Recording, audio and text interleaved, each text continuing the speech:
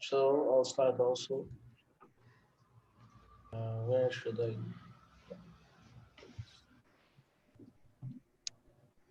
Oh, nice. Okay, Pedro, do you want to take the lead? Should I start sharing? Can you just share your screen? Okay, I'll do it right now. Okay. Just a sec.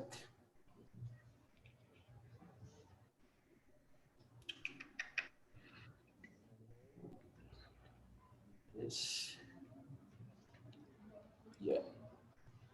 Okay, I'll share it right now.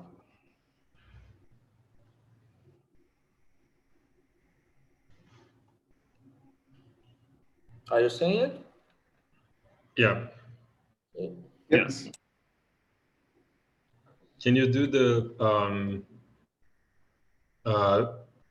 Control F5, the present, so that it's full screen? Yeah, let's apresentar here. Oh yeah, cool.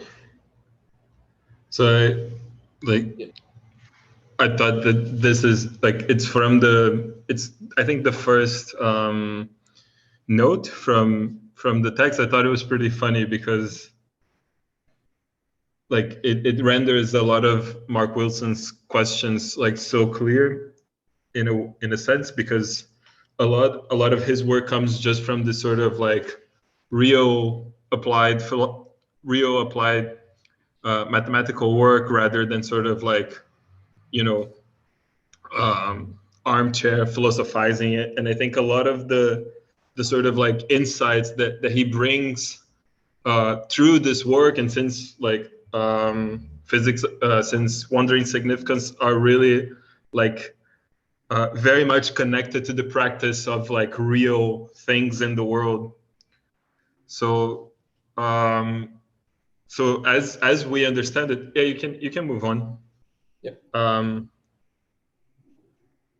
As we understand it, like his central thesis is basically this: is like the idea that by sort of like investigating real applied mathematical work, you can sort of see these sort of like cognitive strategies to render thought computationally tractable, right? Like there's a lot of discussion, I think, in philosophy of the mind, but also in just like the history of philosophy of how we think and how we operate, and as like cognitive agents. And I think a lot of his work is really focused on making the sort of like the mechanics of this thinking visible,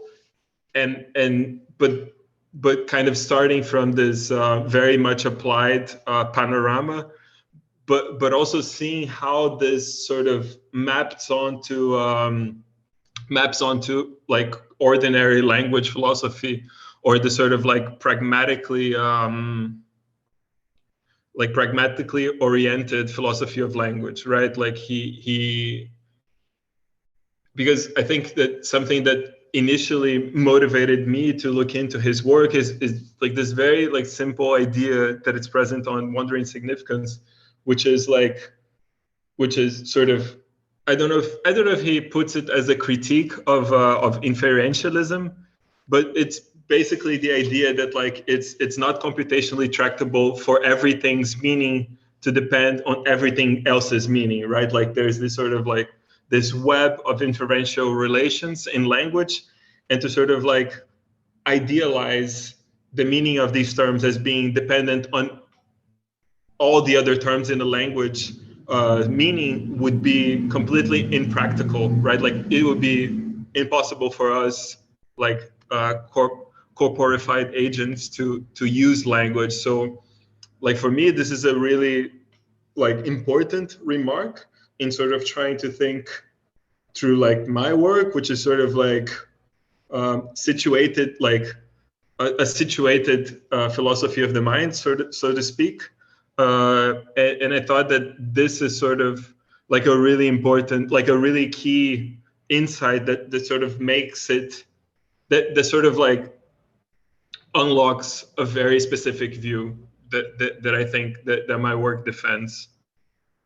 Yeah, just to add a little bit about that, I think, Yeah, as a, if that is a critique of inferentialism, I don't think it really has traction, because I really don't think uh, holism in the sense of inferentialism presupposes the totality of language in order to function, right? They need they actually, you just need a few of the inferences in place in order to start using concepts. And it is a part and parcel of inferentialism that you don't really know everything that follows from the concepts that you use. This is a historical process of sorting out the meaning of the terms that you use. So you don't really have ready made, at hand, uh, all the associated meanings of the terms that you are navigating with, in a sense, right? So I actually think Wilson is pretty compatible with inferentialism. First, he's also in Pittsburgh. He's informed by this kind of pragmatics, this kind of philosophy of language, pragmatics oriented, right?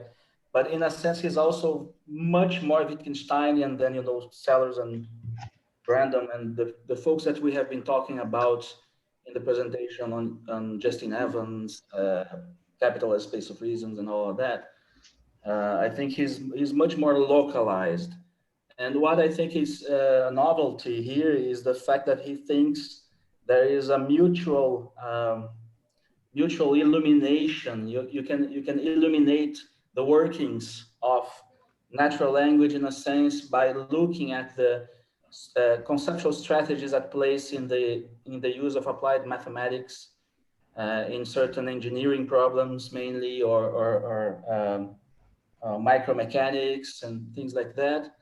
And also, conversely, you can understand what is at stake in the strategies used to build a coherent model out of, for instance, a complex multi-layered material by looking at the forms of navigation we can take in our also multi-layered, so to speak, language games, in a sense. So there's this kind of ability to map one to the other, in a sense, right? Which is quite interesting. Sorry, go on. Yeah. No. Like I just wanted to say this real quick is that I don't think it's like necessarily a criticism, but I think it's like a nuance that needs to be brought into to the sort of work of like naturalizing inferentialism in a robust and like computationally feasible way, right? Like in a way that it can be modeled.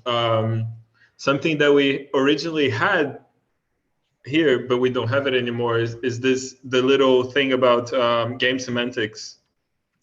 Can you recall what it was, JP? Because I think that in sort of this, I don't really remember. in this, Was it something that you put in and we took no, out? Yeah. no, you put it in because it was about Hintika and Oh like yeah, yeah, Trotsky's friend. I forgot his name. yeah. Jaco Hintika and Jean van Jan van Heindorn. Heijenhoff. Yeah. Trotsky's secretary. Yeah. Yeah. The thing about, I don't. Yeah, I was kind of avoiding this subject actually, but okay, we can just very quickly just gloss over it, which is that strange difference between languages calculus and language as universal medium, which was what there was a slide about this, right? In the sense that I think this is quite illuminating for reading certain approaches of philosophy in the 20th century. For instance, there is a very interesting book about Husserl and Heidegger, which is very, very far away from what we are studying here, but which associates Husserl and Heidegger to each one to a different kind of understanding of language. Either Husserl as language as calculus, and Heidegger as a language as universal medium. The point is that with language as a universal medium, you can't really talk about language. This is the main result, right? While language as calculus, you can have this kind of localized approach where you can have like localized semantics that has to do with certain layers of experience or whatever, right? And you can actually examine the semantic relationships that obtain there. I don't remember really the game semantics aspect of it. Maybe you can talk a little bit more about that, Peter. Yeah, well, we'll just save this for whenever I'm doing a presentation about game semantics. But I think that this Mark Wilson's insight about the sort of like genericity or reapplicability of these reasoning strategies from a mathematical modeler standpoint to a ordinary language approach are pretty like they're pretty feasible. Like it's pretty clear, I think, in game semantics or in ludics how these would migrate from one another because they have like a particular form as an argument. So you could like understand that, you know, like the modular strategy, despite being applied to let's say like a continuum physics problem, like the structure, right, that this game, let's say that these sequence of moves builds would be reapplicable in a natural language setting. Like, right, like there's like tons of problems in trying to sort of make these two work, you know, and how to bridge the sort of the structure of certain art or the structure of arguments in general over to a kind of generic structure, and then understanding the ways in which these strategies can be applied in different realms. But I think there's like really interesting contours of compatibility between the sort of like ludics and game semantics approach and his work. It's just that like he's so preoccupied with reality in a sense that it doesn't really allow for the formalization of this problem in a formal setting, right? Like he's just really concerned with analyzing it from the modeler's perspective, which I think it's yeah, it's pretty interesting, I guess. But which sort of leads us to this slide, which is really about this idea, right, of understanding these strategies of modeling really as sort of he talks about it in different places as sorts of heuristics that can be reused, and I think that like this is, we'll get into that a bit, but he kind of summarizes in very specific strategies that have like very specific end goals, which are the lessons that he kind of extracts from these problems. But can you move to the next one, JP? Should we read the, the slides maybe? A recurring Well, thread we for any, can. yeah, is the necessity of approaching conceptual innovation in a manner that is biologically plausible and computationally feasible. We are, after all, creatures of relatively small brain, and the physical world casts descriptive opportunities our way that are varied in strategic character, with little regard for inferential limitations. You have already this problem of inferential limitations right there. Often the key to adaptive success is to find ways to re-engineer a familiar reasoning scheme A into a fresh routine that addresses task B in a swift and relatively painless manner. The results often provide significant computational advance cloaked in conceptual model, for the strategies that underpin policy B can be quite different from those that rationalize A. Sorry. Yeah, this is it. So, you want to continue, Pedro? Yeah. Yeah, can you just read, because I think that this is really We'll go. Tasks that, sorry. Okay, I'll go on. Tasks that require language for the successful execution generally demand that articulated stretches of individual sentences get laid down in dialogues. This is the linguistic level at which pragmatic purpose, meaning its use, should normally display itself. But the individual sentences within those dialogues must be understood first before the purpose of the larger groupings to which they belong can be adequately recognized. Three, parsing these component sentences in turn rests upon a foundation of lexical grasp and grammatical recursion. For these recursive processes of semantic recognition must transpire before the pragmatic purpose of a dialogue can be grasped, by which time the primary meaning of the sentences must be firmly locked in place. What is grammatical recursion? Yeah, I don't remember this one's. Pedro, you selected this part, right? What was this specific part about? I think that because I think that in this section I think grammatical recursion is just like understanding in which part, like how does this sentence mean in a structure of other sentences, right? Like how to parse the meaning of these words, having in mind what is the overall like structure of the sentence. But I just want to go back to this one real quick, just because I think that when I was mentioning the thing that he, like, let's say not necessarily opposes, but like his objection to unrestricted semantic holism are sort of found in these four points, because I think that basically what he's sort of saying is that, like, while unrestricted semantic holism would be a sort of like top-down approach or bottom-up, but it would be like a one-directional approach.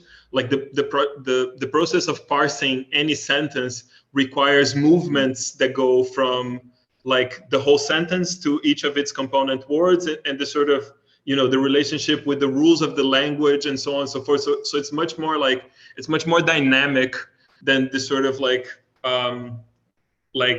one-sided or monotonic. I don't know if that's the proper use, but in a certain sense of language. So I think he makes this sort of argument sort of he's sort of like demonstrating the way in which the modeling techniques work by talking about natural language, which I think it's like really the crucial bit of this text, that it's really in the beginning of the text and of this passage, because I think that this is really where he sort of like outlines that, like, okay, but like in the same movements that render one thing computationally feasible are the ones that render the other computationally feasible, right? Like between natural language and modeling, applied math modeling techniques. So I think that this is really where his objection makes sense. Yeah, I think this is well grasped by these, for instance, these different zigzag, like to and fro strategy in order to plot like a bank robbery that he proposes, right? Like you have a map, and then you have a survey possible routes. So you output an optimal route, but when you are actually in the driving mode, you are always back and forth. Like you have like an overview, like you are presupposing and checking your place upon the globality that you have in mind, but also translating that into localized moves, like here I make a right and a left and things like that, which is what he calls a navigational mode, right? So this is kind of intuitively, I think the grammatical recursion has to do with this, and also the idea that you have when you are actually attacking the problem of the analysis of the analysis of the behaviors of the sublayers of a complex material. You'll have to also go back and forth and like re-inject certain determinations from the lower layers into the top layer in order to gradually optimize, right, your description, something like that. And this is of course a kind of cunning, right, of conceptual strategy, but at the same time, I think it's almost part of the ontology of language, so to speak, in the sense that you are always modulating the meanings of your expression in order to make them account to the localized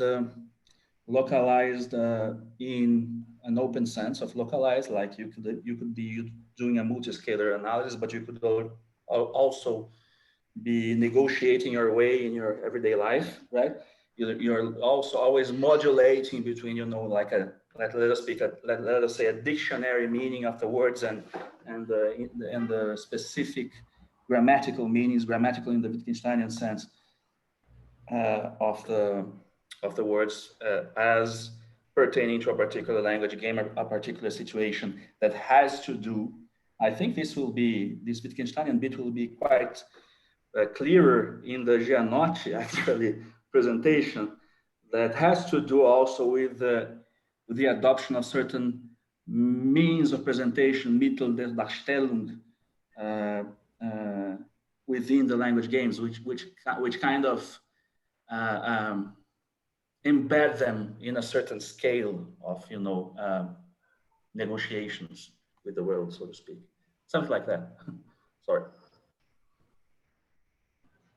But can you move to the next one, because I think that the next bits really sort of contextualize this, which is this. So just read the next few slides, which is: to keep their reasoning practices within practical bounds, engineers divide the modeling task into a collection of more or less independent algorithms controlled by an external register that monitors the overarching strategic purposes to which the localized results eventually contribute. So thinking about this as the one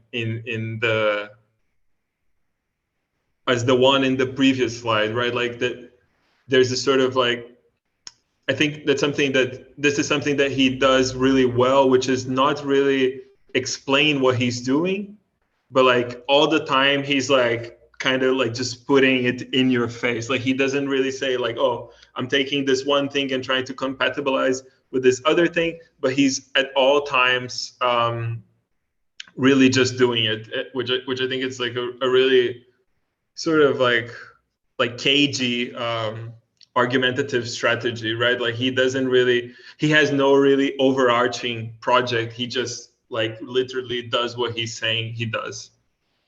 So I'll just keep reading the next slide after to keep.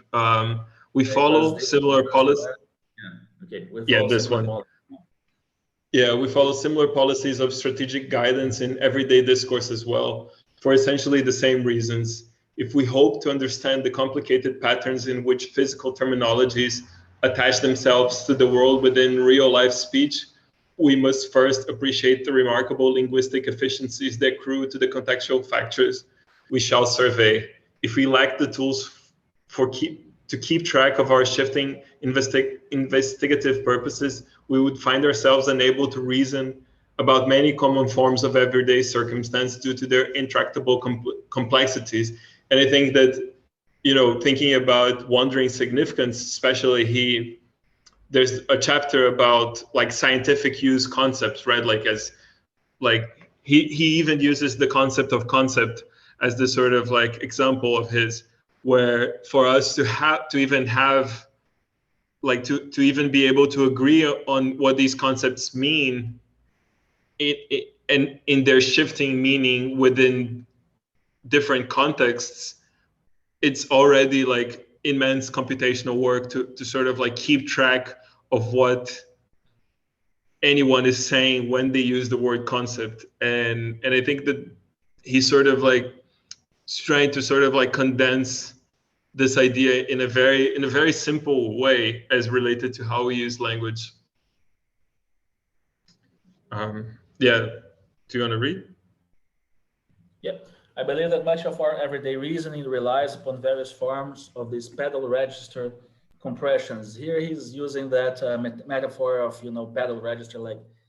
I'm not sure about that metaphor actually, the musical one. He has the three different voices in an organ score, right? And he's talking about a kind of division of labor between the voices. The pedal register is, how to say,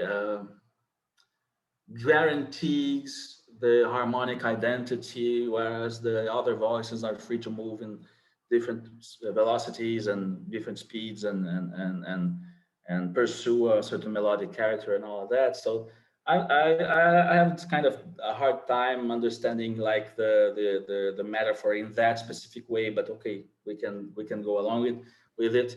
So upon various forms of these pedal register compressions. So the idea is that the pedal register is compressing all the information in the other voices, right? Because you have the fundamental tones there, in a sense. If I understood, just to make sure I'm following, if I understood the text correctly, like the thing you guys mentioned, like the thing you said before is that first of all, he's establishing this thesis that we tend to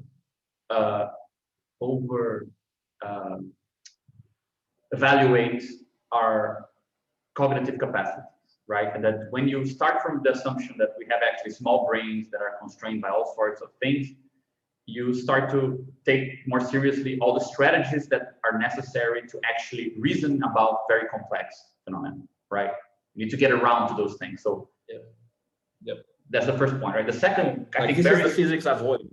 Yeah, exactly. The physics avoidance thing. The second big thing that I understand that he's saying, and I think that I remember Caron saying that it was a bit striking, that he considers himself an ordinary language philosopher because he claims that there is a continuity between this common use of language in everyday life, that it can clarify the uses of language in science and more specialized fields as well, right? So the second big theme is that not only are we more restrained and weaker in our inferential capacities, but we're also more continuous in the abilities we have to do with language. For example, robbing a bank and calculating the stress of still on a bridge, right?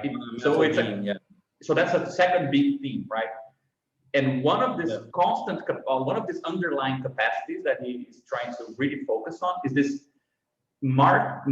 capacity to kind of track the shifts in kind of context or in the shifts in the language games or whatever. I'm not sure what's the specific term we should use, that are allowing us to actually compress in the appropriate way and then bring together these compressed approaches together to form to capture something more complex than we could just by directly trying to treat a problem that's very complex, right? I wouldn't say exactly the last bit. I would say it a bit different. It's not more compressed than you said. More complex, right? Or more compressed? Sorry. Yeah, I'm a bit tired today. I'm sorry, but but I would say a little bit different because I think the issue is he has two different issues there. First one is against what he calls theorizing, theory with a big T, like the idea that you will have like basically a theory of everything that actually is based on a specific scale that will be capable of, having all the necessary variables in place, all the necessary structures in place in order to handle, I don't know, anything, reality, really. I mean, it's a philosophical problem for him. Like theory T, like is one part of the problem. The other part of the problem is, and one of the problems with theory T is that theory T obeys to a kind of an in principle clause, right? So theory T for him usually starts with, oh, in principle things work like this, and then you have a theory. So what is actually embedded, compressed in this in principle thing? This is his issue. Like what's there inside in principle? What's the grain, the specific texture of this, right? So this gets glossed out in theory T. This is one of the problems. The other problem is if you go to the other way, the opposite, and try to describe every yeah, this would work so only for us too, like, or your ontological glasses, as we used to say in our class on Badiou, right? Like, if you're trying to actually come up with a list of everything that's in every scale, this is just, you know, noise, really, informational noise. So you don't really get to understand the relationship between scales. You don't really get to understand the relationship between what's going on in different levels of information just by having exhaustive list of everything that's going on, and even list plus structure, right? Because the legibility of the structure itself might be only attainable in a certain scale, not to the other ones, which is one of the problems that he deals with the greediness of scale problem, right? The homogenization problem. So these are the two things that he wants to avoid, like theory, that is, I'll come up with a big theory of everything that is gloss over large swaths of information in order to make it work. And you say, in principle, things work like that, something like that. And the opposite is, okay, a very, very detailed piecemeal theorization that in the end can't really construct like a big picture, even a big picture or a localized big picture of what you're studying, right? So in order to come up with a solution to this, and to avoid both these pitfalls, he has to basically think about context and the heuristic strategies that are required in order to construct like a certain point of view, multi-scalar point of view of, you know, language use and science and everything, while at the same time not being constrained by the right amount of information that will be able to explain the relationship between layers, basically, right? I saw you asked. Sorry, I wasn't seeing the chat. You're asking about what is inferentialism. Inferentialism is basically random. You see, like the idea that the meaning of a term is the order of explanation of the meaning of a term is not first the reference and then the meaning. It's the opposite. Like it's a possible inferences the use of a term lends itself to, and in order to understand reference, you have to understand these inferences. So this is inferentialism. It's a kind of order of explanation of the way language gains traction upon the world. So it's a theory of language, really. So inferentialism is opposed to representationalism, right? For instance, great example of representationalism is Kripke's rigid designator theory and all that. Like you have a term that means the same thing in every possible word and all of that. So this would be a good example of the opposite, like representationalism, right?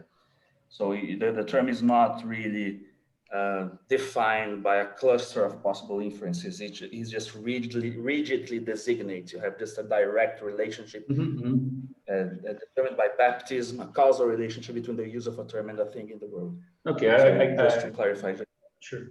The reason why I asked about if I was following the basic ideas is just because when you get to the analogy with music there and pedal tones and things like this, it seems he's suggesting that these bass tones are establishing the contextual harmony for what's going on. Yeah, I think right? His idea. Yeah. But it's interesting because if you take that. If you take that not as an analogy, but as an actual application, right, where like having the tonal space defined is like defining the context, and then modulations are like marking the shifts between tonal contexts. I mean, you're defending the metaphor. No, I'm trying to understand if it's like a metaphor or if it's an application of the idea to music, like. It's a good defense. I think it's a metaphor. I think it's a metaphor because, you know, it's the pedal tones are not always they don't have always that same function of affirming, you know, tonality and all that. Of course, typically they have, but not always. So I think yeah, that would be an in principle argument, right? I mean, it's not. Yeah, it is an in principle. If you take it too seriously, it is an in principle argument, something like that. So yeah, but I mean, it's actually, in the example that he gives, it's pretty. Yeah. No, but yeah, I didn't want to like take it on a different course. It's just that I thought it was an interesting. Okay, sorry. Yeah, let me go back to presenting, sharing, sorry.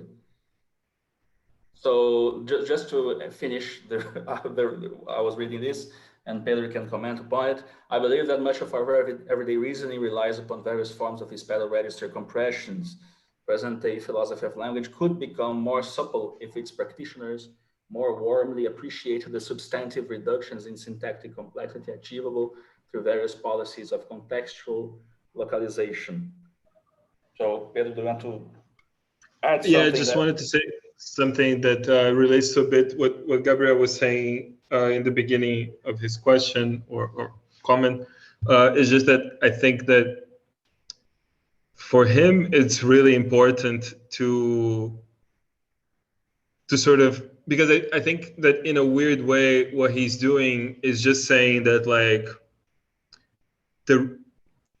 what, you know, like the way that inferentialism explains itself lends itself to this sort of like purity sort of explanation, and for him it's really important to sort of like give the to say that contextual, like the context is what defines the scope of the possibility of like semantic localization, right? Like, is that we're constantly adjusting our expectation to the context we're in.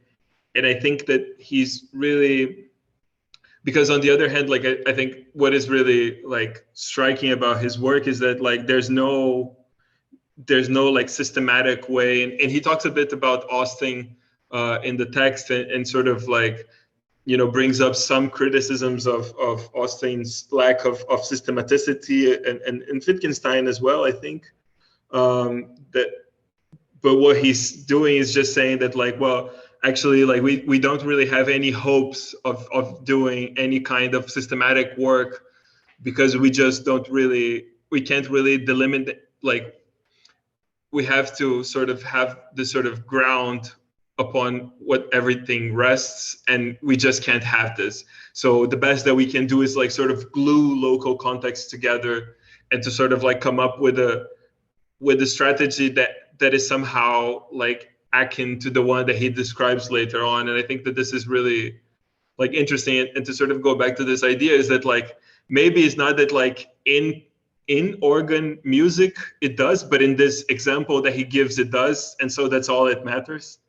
And I think that this is like a really nice encapsulation of his argument, so to speak, is that like, well, it doesn't matter all organ music because we're looking at this one, and this one has like a particular strategy that we're trying to replicate over these other modeling domains, so to speak. So I think it's a nice sort of like a nice little like note to have, that it sort of does, and like it's kind of ambiguous as to what it does, but thinking about it through this perspective, it sort of makes a little bit more sense, I guess.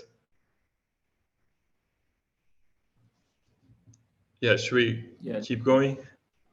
Yeah.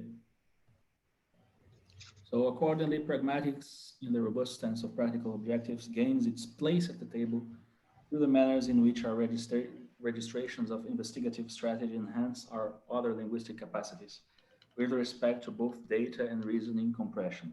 There's a typo there. To be sure, these considerations will scarcely exhaust all of the ways in which the rough slogan "meaning is use" captures valuable insights into workings of language. However, the strategic factors upon which we will focus are totally systematic in their contours, and their rudiments can be acquired within our earliest days of linguistic instruction. Yeah, I think this is what we're saying, right?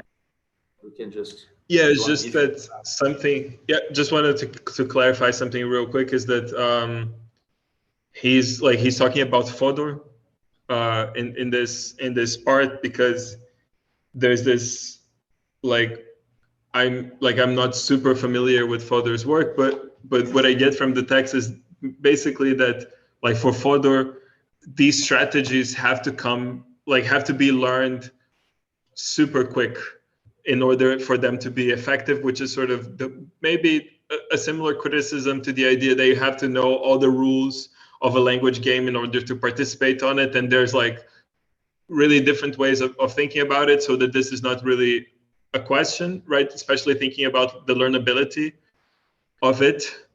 But I think that this is really what he's trying to sort of tackle, because in a weird way, what he's saying is that like we already know these modeling techniques, and the applied math work only highlights them.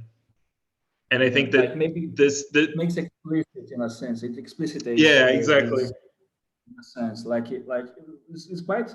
This is quite striking. A quite striking observation, because, in a sense, it accords with the function of logical vocabulary in inferentialism. For instance, like it makes explicit what is already going on in a certain language game, and by making it explicit, it becomes also a certain other language game, right? So you can practically elaborate that into other things, which is quite striking. Yeah.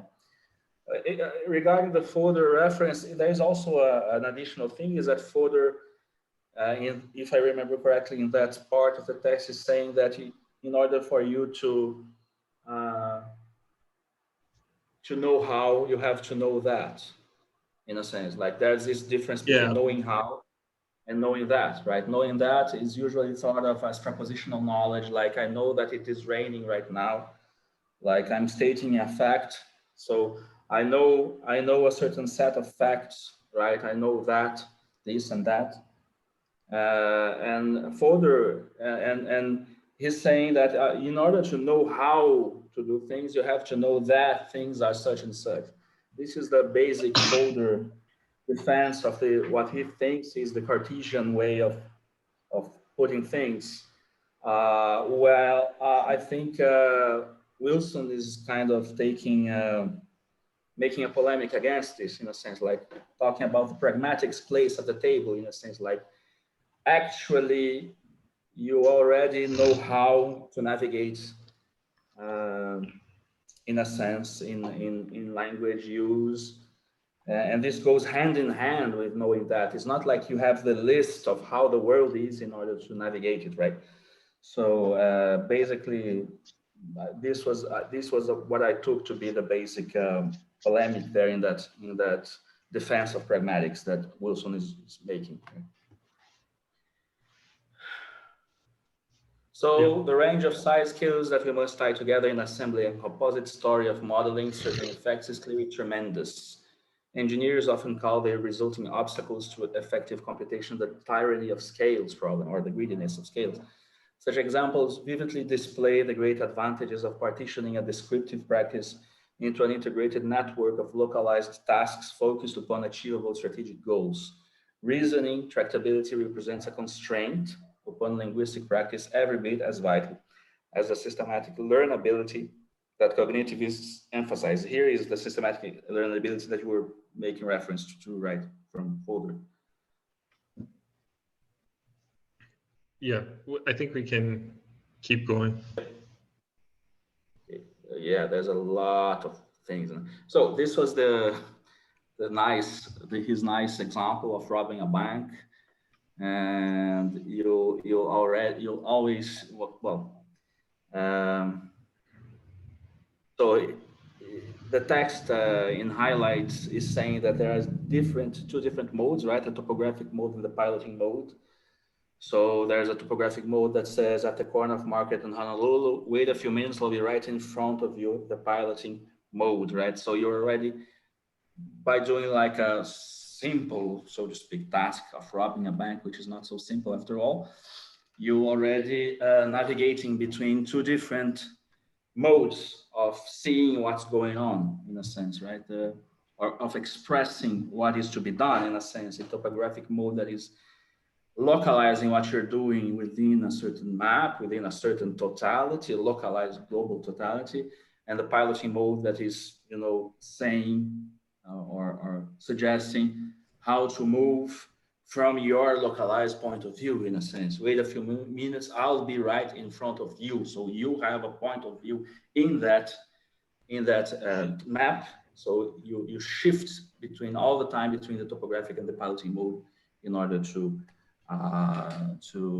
get the task done. So this is the shifting of investigative focus that he references a lot in the text. For instance, certain verbal formulations as let us see what happens when such and such, right?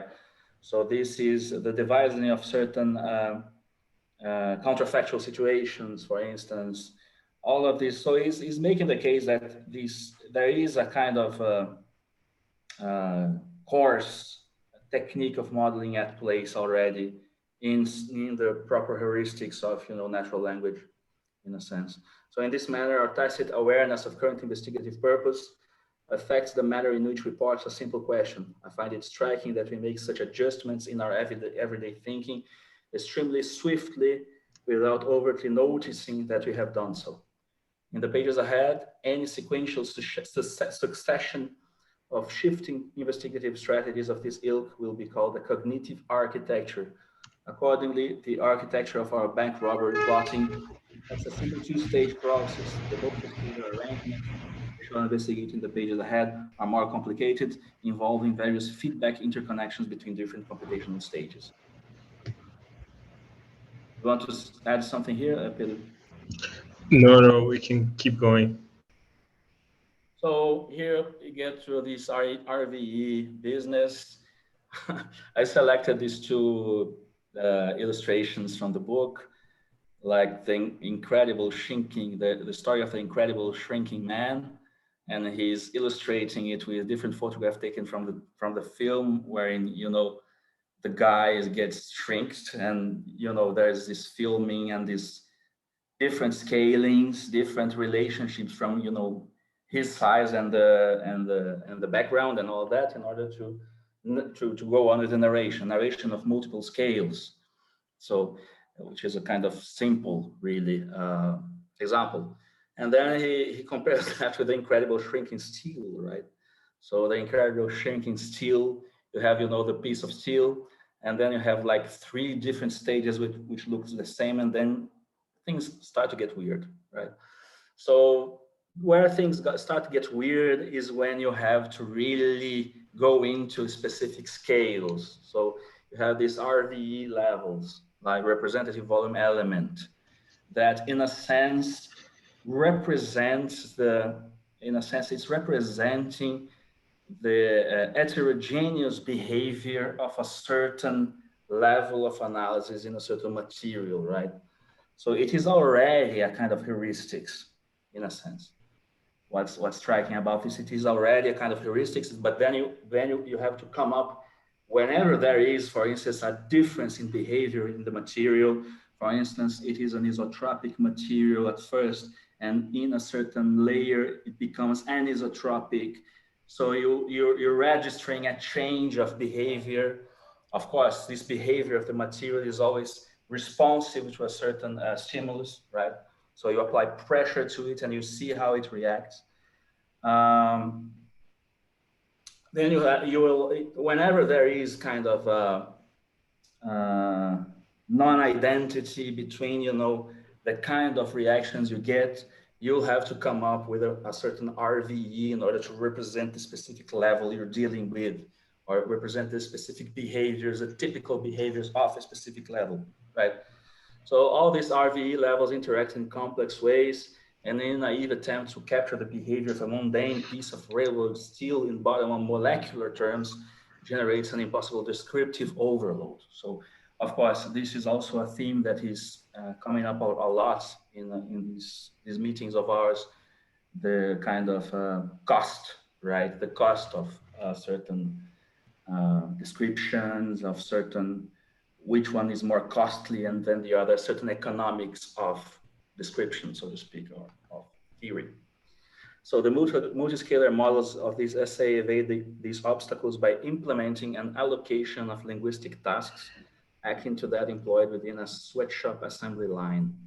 Working from the macroscopic scale downward, a multiscalar scheme decomposes its modeling efforts into bite-sized pieces of achievable chore involving submodels linked to specific RVE size scales. These submodels concentrate entirely upon the locally dominant behaviors, normally witnessed at the appropriate RVE level, leaving the job of tracking smaller disturbances such as dislocation pileup to other submodels. So dislocation pileup will be a, I don't know if you guys took a look at to the essays that I sent, is a big theme here, like this dislocation pileup, which is which if is yielding a kind of a permanent effect is called hysteresis, right? Hysteresis, don't know how it exactly is, I don't know. So through this division of descriptive labor, each submodel can perform its computational duties in a tractable manner involving a moderate number of descriptive parameters. Multiscalar method assembles a hierarchy of separate submodel computations in this localized manner and scrutinizes their outputs for self-consistency. Corrective interscalar adjustments are introduced as needed until an overall descriptive accord is reached. A corrective process that may need to run through many iterations. So this is also another example of the recursive grammar, right? By simplifying descriptive task in this layered manner, tremendous reasoning compression can be achieved.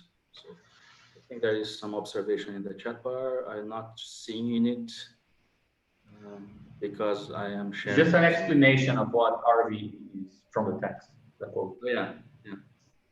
Yeah. Implies standard scientific. Yeah, this is also in another slide. So, Pedro, do you want to comment? But yeah, I just wanted to say that what he says in the end, towards the end, about self-consistency is sort of very key to what I think it's in the middle of the lessons, which is homogenization. And if you like thinking about, I didn't really catch last week's all the meeting, but in thinking about the problem of scales in sort of more like in fundamental physics, the idea of self-consistency comes up a lot in thinking about stuff like renormalization groups and effective field theories and things of that nature. Like maybe if we have time in the end, we can sort of talk a little bit about this, because I think that it's also something that it's like a big part of the interest, I think, in his perspective, but it's not really obvious in the way that he approaches. But in earlier, like the fifth essay of the book of physics avoidance, which is called The Tyranny of Scales, have been, like it's not called The Tyranny of Scales, but there's like a previous version of this text that was in Robert Batterman's book about philosophy of physics from Oxford, that it talks a lot about renormalization in the context of these same examples. So I was just looking at it like earlier, like just before this, and it reminded me of a lot of this discussion of the importance of homogenization for the sort of like more, let's say, like theory T physics, which is something that I think it's like a nice bridge between last week, this week, and sort of like different reasons to be wary of scales. I was gonna say also this picture, the steel picture especially, reminds me very much last week, like what we were talking about, the resolution ranges, right? Yeah, how there's like a certain homogeneity through a range of scales at which it's consistent. Yeah, and then it breaks down. I tend to think it's different, but we'll get to that, because I don't really have the mathematical savvy to understand it. But I tend to think there's something very different about it, because, well, I can maybe advance a bit, which it has to do with the fact that he said you can't really come up with a discretized model for each layer, because you're using differential equations that that has to go all the way down, right? If you stop at the scale, in a sense, if you don't use, let me show the, I don't really have the vocabulary today, really sorry about that, but there is something about this which I found very striking. I wanted to understand it really, which is this problem. Like, we can actually go up. Yeah, no, I'll go back to that. But which is this problem really? I mean, why does any of this present with us with philosophical worries? At first glance, we might presume that our greediness problem can be rectified by simply replacing our differential equation models with truncated versions that eschew all of the excessive lower scale details within each delta L centered modeling, right? The result would be a discretized collection of data posed on at the lowest length scale, retaining descriptive validity on a delta L basis. Why, after all, do we need to express our delta L-centered knowledge in the infinitesimal guise of a differential equation? Why not cut off this unwanted extension and confine our claims to what happens in little blocks at the delta L level and above? Mathematically, this proposal recommends that the continuous solutions to our differential equation should be replaced by broken line plots, which more accurately encapsulate the discrete data that we actually possess about our material on the relevant RVE level. The consequences of such a cutoff policy would prove inferentially disastrous, because profitable reasoning pathways must travel through these infinitesimal levels of description in order to reach worthy conclusions.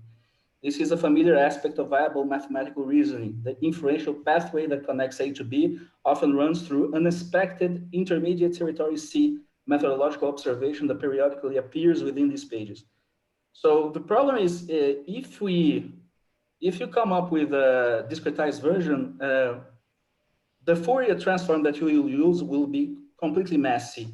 So in order to use the Fourier transform, you will have to use the differential equations that, in a sense, in their ontological commitments, so to speak, are hogging all the way down to the scales that actually are non-identical to what the equation itself is describing, the behavior the equation itself is describing. I'm not sure if I made myself clear, but this is something that I'm interested in, and maybe Yasha, people who are more mathematically savvy, have something to say about this. Yeah, no, I wanted to ask, wait, did you say that when you take this discretized approach, just Fourier transforms in general in your differential equations don't work out well? That makes sense. I mean, because what a Fourier transform is just breaking down a function into a sum of sine functions. Yeah. So it's breaking up into oscillate. But it's quite. I think it's, for me, it's quite. It's already quite quite intuitive, because you will have to have a gap. Kind of, it takes infinitely many sine functions to make these like discretized, very like, choppy kind of graphs. So it's going to make it difficult. I didn't understand where this is going against. I don't see why it's relevant exactly. Yeah, it seems that, I mean, it's perfectly fitting to what Natal was doing. I didn't understand, like, the point where you, I mean, there is something that I want to talk about that I feel like it's not really a conflict, but it's something I just like to see, like, how you guys approach it, but with a separate matter. But on this particular point, if you could just explain a bit better how you see the contradiction, because perhaps we also didn't present Natal clearly enough because I get the feeling that it's very much in the same direction. I don't think I really have the problem is I don't really think that I have the mathematical problem to locate it really. Actually, it has to do with the relinquishing of differentiability, so to speak. Yeah. Is this equivalent to adopting a gappy version? No, it's the opposite.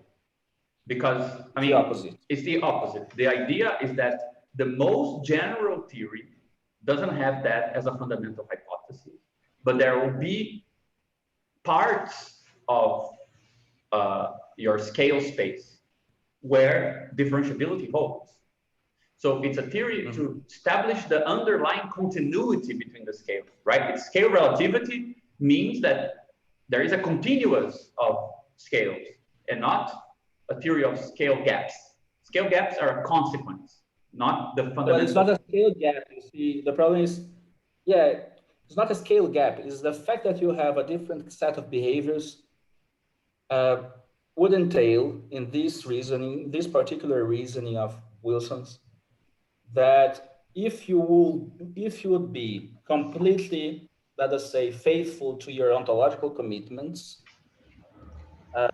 you wouldn't be able to use differential equations, because in order for them to yield the continuous results that they yield, they would have to hog onto the lower scales that have non-identical behaviors. So you'll be in a sense describing incorrectly, so to speak, other scales in order to yield a certain set of parameters that are much more that are in turn much more computationally tractable than the gappy version. So the gap is not the gap between scales, but the gap is a result of not wanting to have like as a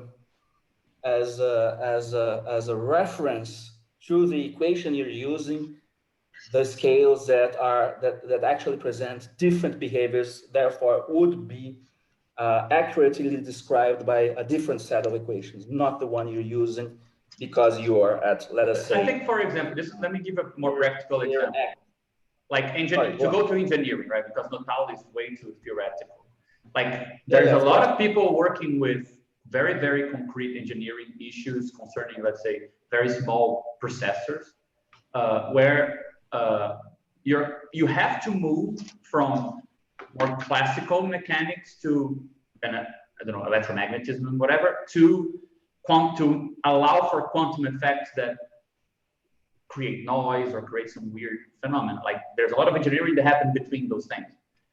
I think like Notal would be suggesting that you can actually do exactly what Wilson said, like keep track of where you're, like, to show that it is consistent to change strategies from an engineering point of view between, let's say, describing that material or that process you're working on classically to talk about, I don't know, some processes that go into making that component, and then accounting for problems that appear with a different approach, which gives, you know, credence to quantum phenomena or whatever. And he would say, no, this is not inconsistent. There is a way to keep track of that, which just requires you to explicitate the scale dependence of these different language games or something. Until now, you are in the same thing. Notal is saying the same thing as Wilson. Yeah, I think the difference appears with the fact that he is trying to create a theory.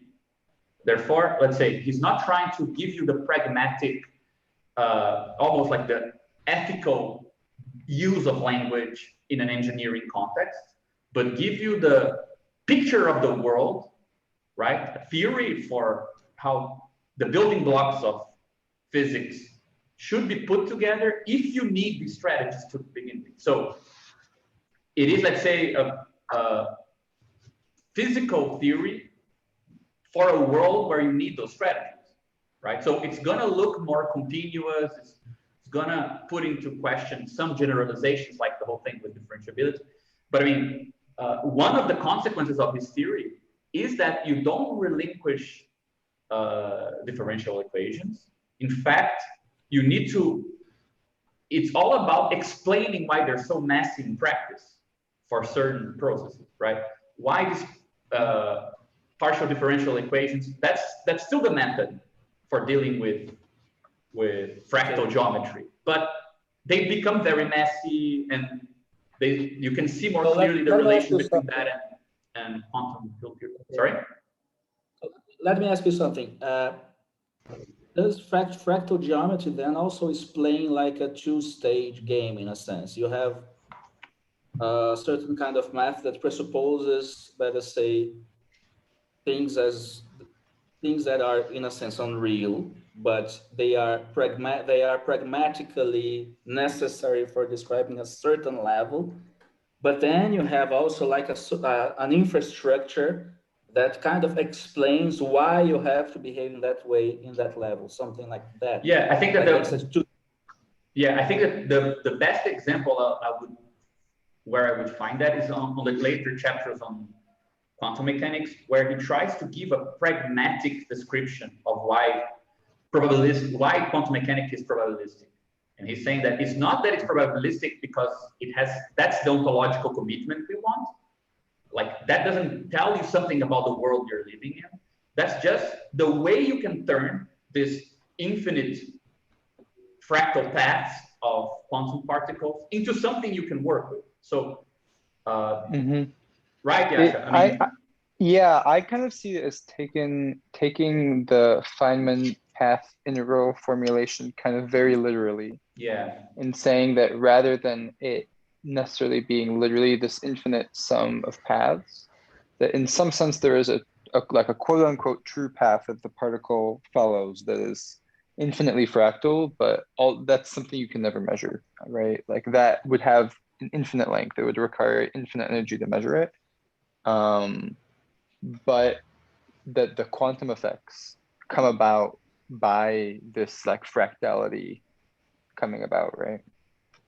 Yeah, so you have these two methods at the same scale. Like, on the one hand, the method that truly describes the continuity between quantum mechanics and relativity is a method that emphasizes the infinite character of fractal paths, but the actual workable method is probabilistic. Yeah. So I think and again, it makes this into a positive fact of physics rather than like a dirty little secret, Yeah. So I don't know, I see a connection, and this brings me to the point that I wanted you guys to comment on, because one thing that I found interesting is that, he introduces this RVE, this volume elements thing, which is the most concrete thing he says about scales. Like, the only predicate he attaches to scales, like that makes them look like scales and not like lateral moves between attributes of different ways of looking at things, but these ways are connected to scales, right? Why aren't we simply moving between ways of seeing, but they have no, let's say, spatial relation between them? They're just different ways that are relevant for different uses, right? But why are they scalar, or why are they scale dependent? It's because he attaches them to this RVE. But those RVE is the thing we're talking about, right? They are, let's say, something material that is indexing that way of speaking, that way of reasoning to a scale. So yeah, it's like the real atom. It's like the real atom for it. But isn't that a bit against inferentialism? Isn't that index coming before? If it is the index that makes that language game scale dependent, isn't that scale dependent something of that which you're talking about and not how you're talking about it? Right? He moves between the RVE, and then he said, when you move from one to another, you talk about things in a different way. But I cannot know from the ways of speaking that I'm speaking about different scales. They seem to be just kind of not unrelated, but related in a different way than the spatial resolution, right? So it seems like the resolution aspect of RVEs is a bit extrinsic. Like, we don't get to see, and I think that it has something to do with the fact that it doesn't really mention about the instruments or the practice of measure that is going, like, it's kind of implicit in this chapter. I know he talks about this elsewhere, but in this particular chapter, it's a bit implicit how you move between them, which is also, I think, a language game, right? There is a specific practice of shifting, like, from the kind of human perception of steel to experiments that require to put it under a microscope, from experiments that require weird testing on the material, things like this. That seems relevant to make the RVEs into something more internal to the language games of each scale, and not like a an external reference, which doesn't bother me that much. I mean, I have no problem with, you know, with that. But how do you guys see that? You know. But just to sort of go back a little bit to the difference, I think, between Notal's approach and Wilson's approach, I think it's like, in the end, I don't think Wilson's approach is based on trying to solve theoretical issues that arise from the sort of from the process of measuring or describing a quantum system, right? Like he's not really like he's not committed to things that they're outside the practice of modeling the system. He's like very much pragmatically oriented. So like for him, I think that the issue that Notal might be getting at, it's not even an issue. And I think that the difference in approach for me, it seems to be this one. Like it's just a difference in orientation. I think like Wilson's like way too pragmatically oriented to even consider these types of questions outside of the sort of like modeling practice that they would entail. Yeah, but I mean, isn't the point that, I mean, is it fair to say that, I mean, because he's proposing a method that you use to learn about a piece of steel. What is the relevant information about this steel to build this bridge, right? So novelty here is engineering novelty. It's like novelty about a concrete part of the world, right? It's not novelty about knowledge about the world. That knowledge is very restricted, right? Pragmatic, in that particular sense, I understand pragmatics to mean not, let's say, a general method, but actually something that is this restricting the space of what is interesting for him, right? Which is very enriching. It's not restrictive in a bad sense, but when you say pragmatic, you mean, well, he's trying to show how engineering tasks and engineering problems mobilize reasoning in a very special way that we can learn a lot about it. But engineering and, let's say, scientific development are slightly different, right? Let's say building a new bridge between relativity and quantum mechanics is a different problem. I find it amazing that they seem to go together so far, you know, but I wonder if... No, I agree, because I think that at the core, because I think that both are somehow concerned with the same sort of strategies, let's say, like this sort of this idea of like homogenization being key to the problem of applied math doesn't make it, you know, like not suitable to the problem of like the foundations of physics, right? Like I think what is like really striking is that like they are able to sort of mobilize the same apparatus in really different ways. Yeah. But I think towards very different purposes, I guess. Yeah, that's what I wanted to clarify. Like, it seems to me that it's not simply that they have different approaches, therefore Wilson wouldn't even like conceive or approach things in the way Notal is doing. It seems to me that there are different objects of interest. Yeah. Different purposes, for sure. and not simply that. I mean, we couldn't generalize from Wilson that he would approach problems in fundamental physics differently. Like, it seems like he's trying to show a different picture of what reasoning is from different set of problems, which are great. But it is thinkable that he would approach fundamental physics in the same way as Notal, in a sense. Like, maybe he would stop short from, you know, coming up with a general model like fractal geometry or something like that.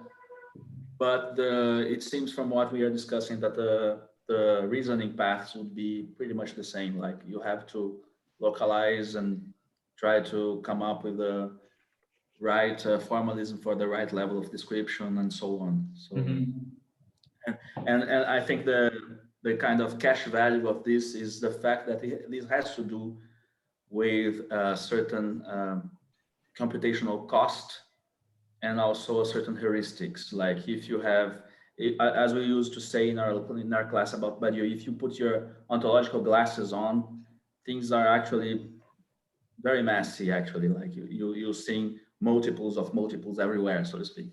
So you have to come up with ways of synthesizing this information.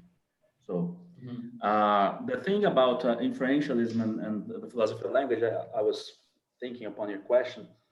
I think there is a kind of misunderstanding of, that comes from the fact of maybe separating too much language, already separating too much language from its context, in a sense. Like, for instance, I don't know, we'll go back to the presentation shortly, but I mean, one of our ending slides today is like themes for further elaboration, which is Gianotti. You see, like, one of the interesting things of Gianotti, that is somebody that comes from Marxism, and then actually he was the first translator of the Tractatus of Wittgenstein in '68. So it's kind of concurrent, like his Marxist phase and his Wittgensteinian. He was already studying logic and philosophy of language. But the thing that is interesting about him in his operatory scheme idea is that the atoms, let us use Badiouian language, the atoms that, in a sense, organize a certain situation are internal to the language game. Like Wittgenstein is already predicting this, because they are the means of presentation of the rule. In order for you to have like the meter, you have to have the Parisian meter, which is an object that you take as the criterion by which you measure things at a certain scale, and a bunch of different language games follow. So I think the issue, the question of, he's being oriented by the RVE, so it's the subject, is not so much the language. I'm not sure if this is really a problem, because you can organize a language game around a certain scale that will have a immanent criteria that will be a material thing. Language is not untethered to, of course, to material contests. So actually, we keep getting back at this, because I know there's an underlying debate about this. But my issue is not that you just need language. My issue is that you always need language. So it means you will have reference, you have like a certain embedding in a certain world of material things and a bunch of processes going on, but you need to have the conceptual means of tracking these processes. So this is my basic, commitment to the language approach is this one. So it's not as if you could have language without the material thing. Like the RVE is, in a sense, a certain means of presentation, also almost in the Wittgensteinian sense of a certain game here that has to do with describing a certain material object. I don't really see a problem with that. I mean, Dennis was going to say something. Yeah. I think to distinguish Natal from Wilson here, I think the key word is tractability, right? Because I was reading this RVE, and later on he actually introduces an RTE, a representative time element. And it seems actually what these things are actually, they are approximations, right? So the difference is, Natal doesn't say like every scale has a certain approximation. He just says a scale is has some physical significance. So Natal reintroduces scale back into the structure of space-time or whatever, right? Like he's actually trying to make scale into a objective component of things. Yeah, like time or space. Yeah, time or space. But what Wilson is saying here is that every RTE and RVE is kind of an idealization. It's a pragmatic, not idealization, but it's a pragmatic construction that's appropriate for what language is trying to do at that scale. So it's very much like a kind of a transcendental, but it's not objective necessarily. It's like engineering objective, because if you're trying to, I don't know, build a car, there are certain things you need to understand about physics, but beyond that, beyond the things you need, you can kind of abstract away everything else, right? So, you know, depending on if you wanted to like tune the car to have higher performance and so on, you have to like open up the black box, much like we did with the operads in the primer. You can like go further into an operad and open a black box and like tweak the parameters further, but you're always only scratching the surface of some potentially far more complicated structure. So the RV and the RT are just the how high of a resolution you need to go for a given task. Yeah, for a given task, yes. Yeah. Yes. It reminds me of, and I don't remember how explicit this is in Natal's work, but sort of this like minimum scale resolution at which measurements at like a range of scales synthesize to agree, right? And like within that range, you get this like idea, you get sort of like mutual agreeing and differentiability. Yeah, actually, it was the point in last week's presentation that I copied the RV bit of Wilson, because it's quite striking. It seems to be the same reasoning, the same individuation criteria is going on, right? Between the two. Yeah, I don't want to keep us away from the presentation any longer, but I think just to connect what Dennis and what Yasha had said previously and what you and Pedro said, I think that honestly, I don't see that as an issue anymore. Like, for example, in the primer, Dennis gave I think he's working in the last couple of months on a very clear connection, because the whole point is that different resolutions reorganize the semantics, right? There is something like a categorical semantics, and there is a language for that part of the world, right? And therefore, you kind of get this treatment of what is the language that goes with the resolution, right? But I think a better formulation of my question before is that, for example, you have some descriptions there of sizes of RVEs, right? But the reason why it is at that level and not another level, that the semantics changed, doesn't seem to be really part. I mean, my impression from Wilson is that perhaps this is the engineer, like what we could call the engineering embodiment, right? Look, I'm inside the world.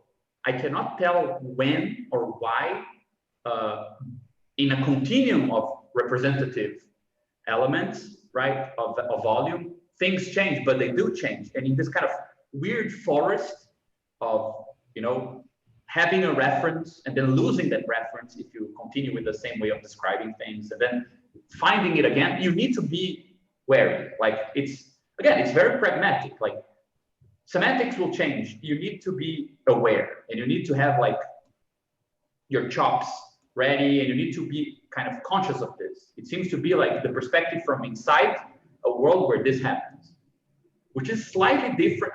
I mean, a capitalist has a similar engineering problem, which is you need to be aware of where resolutions change, and where, for example, you know, a worker being just too speedy and is just like a personal thing about that guy, and where it becomes actually a relevant resolution for labor intensity, and you can actually evaluate everyone else based on that guy.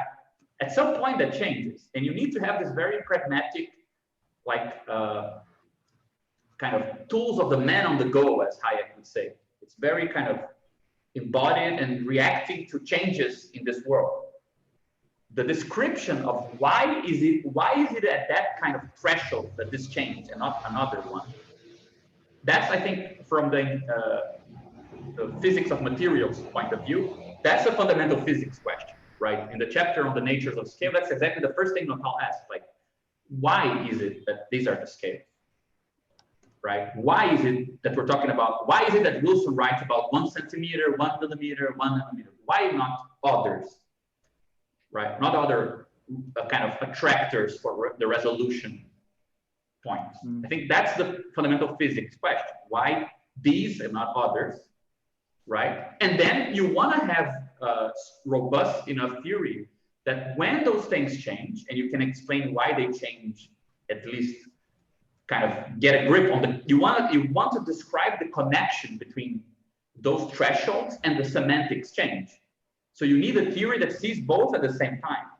And I think that's what the categorical approach is doing. I think Dennis did it very nicely with this kind of type theory, theoretic kind of counterpoint, because when you change the resolution, what we call the delta resolution, it should affect the kind of space of types or of predicates that are relevant, right? So you're trying to give a general theory of that, but the actual kind of navigating of these problems, it's a pragmatic problem that it's not about why, it's about what you do when that happens, right? Like you don't need to know why 1 millimeter and then 1 nanometer are the relevant kind of approximations. You need to find those approximations and do something about it.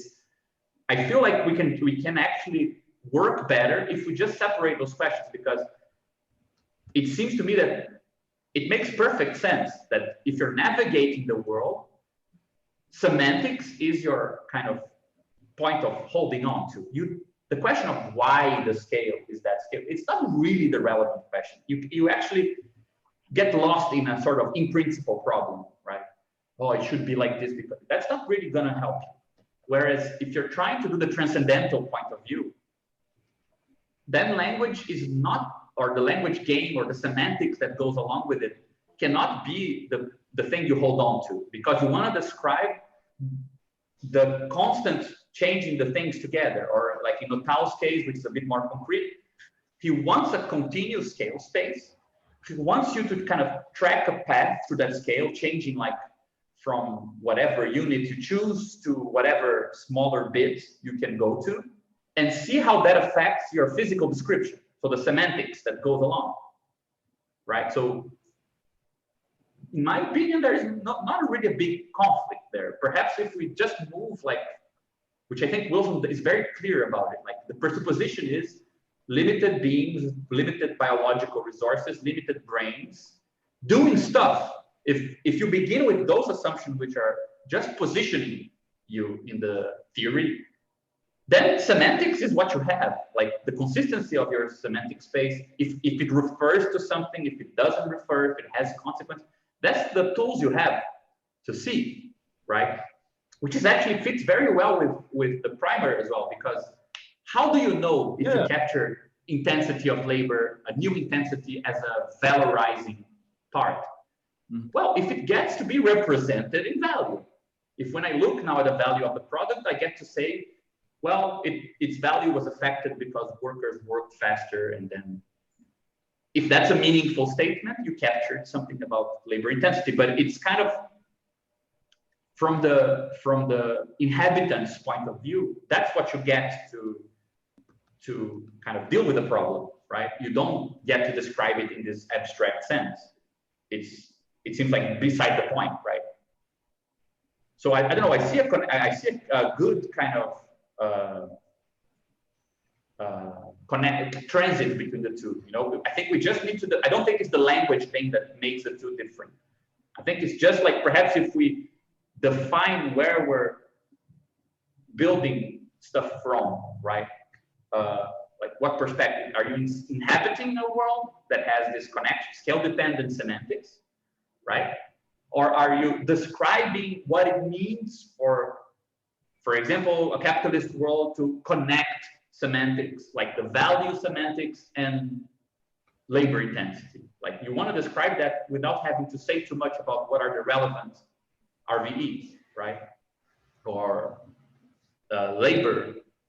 relevant labor elements or whatever, RLEs. But I feel like perhaps it's a better way to square it, to define the transit between the two, rather than like, is it language based or not? I mean, There's a really, really big part of what we did. The primary is like weird predicate logic and this sort of categorical semantics. So I think it fits very, very nicely together. You know, I don't disagree with that. I was never. Then it's settled. Great. I was never suggesting a Wilson meeting to criticize the primer or anything like that. It would be good too, but I like the connection. I think it's useful. I mean, maybe it's useful. You know? Pedro, do you want to say something? Should we go back? Yeah, I didn't really understood the thing about like how would Wilson's approach be incompatible with inferentialism, but I just wanted to see that I think that Wilson comes from a very different perspective than Brandon, right? Like Brandon sees concepts as like shared ideals, and Wilson comes from like a much more Quinean perspective, which sees them as like socially instituted cognitive components. And I think that this lends a lot of credence to what you're saying, in the sense of being like very much an embodied view, right? Like he has this sort of like it's really about like situational awareness. And I think that in trying to introduce like the thing about language in the very beginning, he's sort of trying to make the case for how in the real world of like situated embodied agents, the language thing would work, as opposed, or like not as opposed, because I think Brandon doesn't even conceives of this in the same terms, right? Like he's not really concerned with the practicality of the functioning of explanatory strategies, such as the ones that will in the same level of resolution as the ones that Wilson has. So I think that like they would be incompatible, but at very different scales. It was just, you know, like it's more like a question of principles rather than like being compatible or not, in the way that I understand it. But should we keep going? I think so, yeah. Yeah, because you said something that's very loaded with, so I'm kind of still parsing out, but okay. Yeah, just to clarify something also, I don't know shit about inferentialism, so I have absolutely no means of saying if something is coherent or not with it. So no, but I think it's like no, but I think it's good, because I think that like the way that he's treating, like for example, I think what I wanted to say about these like cognitive components is that like the RVE is very much a cognitive component, that it's mediated socially through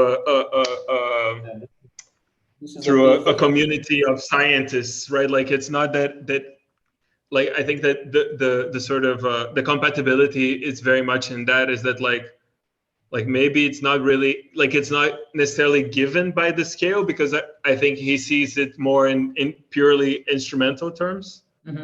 But that like, you know, if Brandon would like spawn in our Zoom room, he would just say, well, but you know, they're like, you know, it's instituted by a community of scientists that arrive at this concept in order to make themselves understandable towards each other.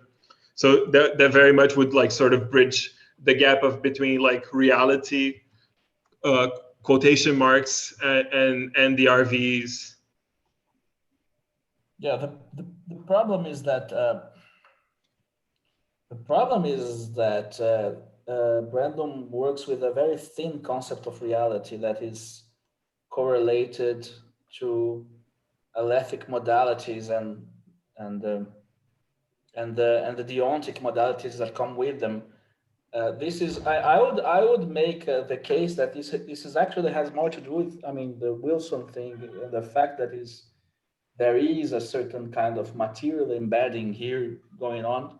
Of course, you can always relativize to a certain community, and okay, we agree that RVE is a good way to understand this. But I mean, from the point of view of from the engineering proper point of view, I think this is much more fruitfully illuminated by Sellers than by Brandon. And Sellers himself makes it compatible with inferentialism in a sense, because of the problem of the given and all of that. But nevertheless, even if you want to avoid the fact that you have like a direct knowledge of this relevant scale, and I don't know, in a sense, you have like there is a superimposition here of two different things. One thing is an empirical engineering problem, which has to do with a certain kind of averaging and reconstitution of a certain multi-layered structure that you can see in reality, okay? But there is also a different problem, which is, so to speak, transcendental problem of coming up with descriptions to things in reality that are not really, I mean, I also uphold Keller's dictum that the categorical structure of the world does not imprint upon the mind as a seal on wax. So it demands labor in order to discover the workings of, you know, the categories that, you know, yield better results in a sense. So this is the Sellarsian, actually the Sellarsian thing. The Sellarsian thing is that just seeing is mute. You have to see as, and see as has to do with a certain kind of experimentation that has to do with certain kind of cognitive powers, or certain testing of concepts and structures and the relationships and all of that. So what we take as given in that sense is maybe the historical sedimentation of certain successful strategies. So this is the Sellarsian dictum. So in a sense, there is a kind of, I mean, there's a possible confusion, of course, between what Wilson is making of an empirical engineering problem and a certain much more general transcendental point of view about language, in a sense. So, but nevertheless, even if there is a couple of levels that we have to differentiate there between a certain empirical engineering problem and a certain transcendental one, I think what Wilson wants to do in the end is also to get some transcendental conclusions out of these empirical problems, in a sense.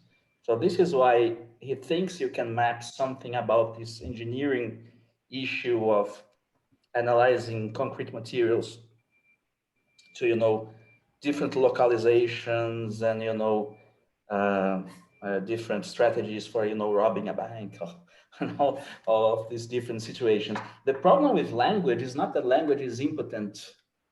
The problem with language is that language seems to be homogeneous, and you don't really, there's no signalization of exactly what you are doing. So this is the whole also Wittgensteinian issue, you see.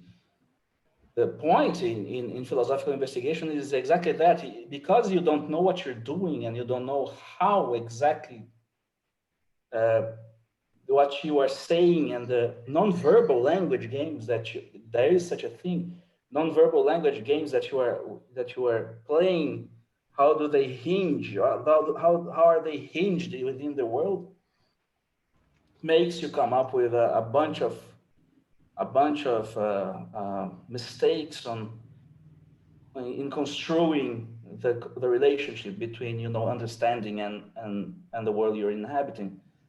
So I don't really think that language is impotent. I think language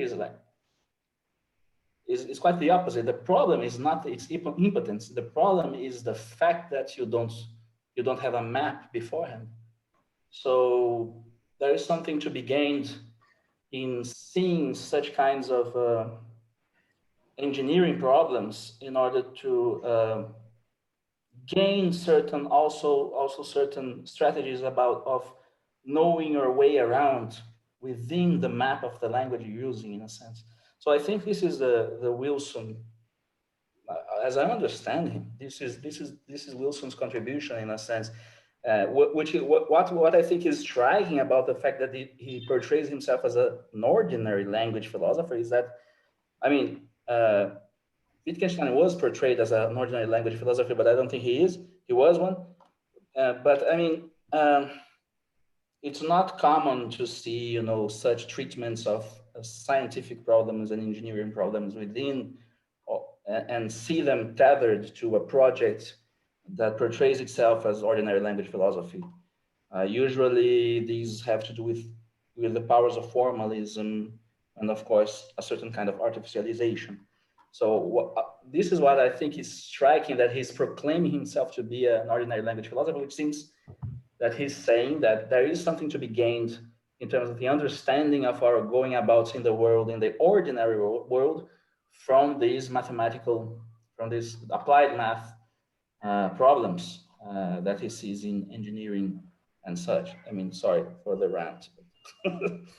No, I think this is great, because I think that there's something really interesting about understanding Wilson's term, like work, like sort of trying to like bridge between the sort of like Salarzian or Brandomian thing, but also between like the more sort of like Carnapian stuff of like the sort of like the transcendental conditions of language coming from the logical structure, the logical syntax of language or whatever. But what I think it's really interesting is thinking about the sort of like the guys that Gabriel read recently, Emmanuel Bardon and Lorenzo Magnani. Their approach comes from Dov Gabay and John Woods, which are like sort of two logicians that sort of start taking up the empirical work of archaeologists to try to think the role of technology in reasoning.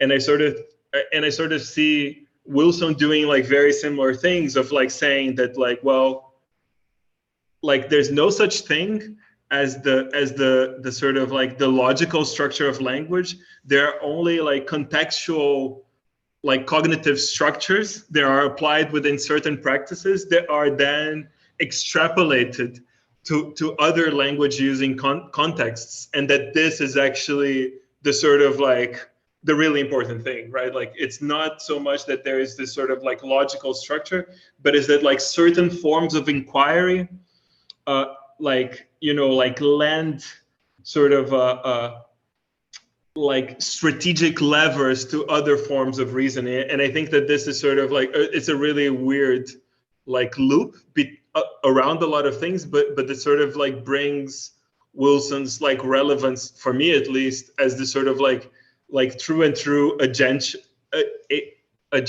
like someone that thinks a lot about embodied agents and situated agents.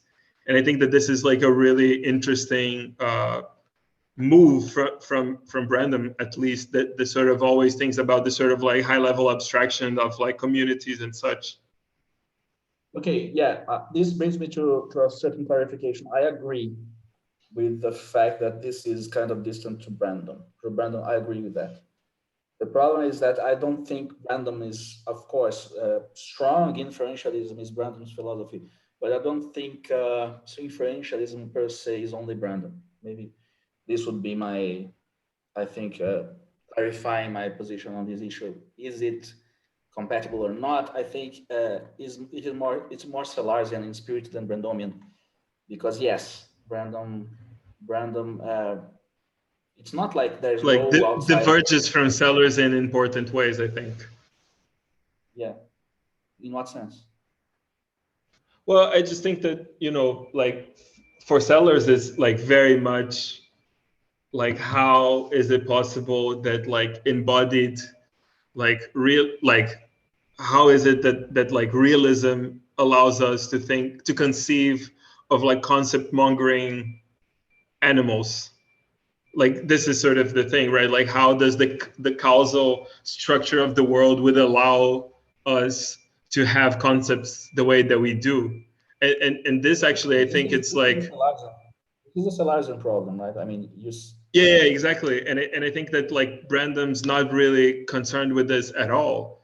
Oh, like yeah, he's just concerned with the types of reasoning that are allowed by concept mongering in the first place, right? Like he has a much more transcendental approach to concept mongering. And I think that but what I think is interesting about Wilson is like the possibility of bridging between the two sort of approaches in a very much like realist, situated, embodied way. And you see how, I can see how in the way that Wilson is not upholding, for instance, the difference between a scientific image and a manifest image. Yeah, for sure. This is more Brandomian in a sense, but it is also embedded in a certain scientific language that, you know, have a certain kind of apparatus that is trying to, you know,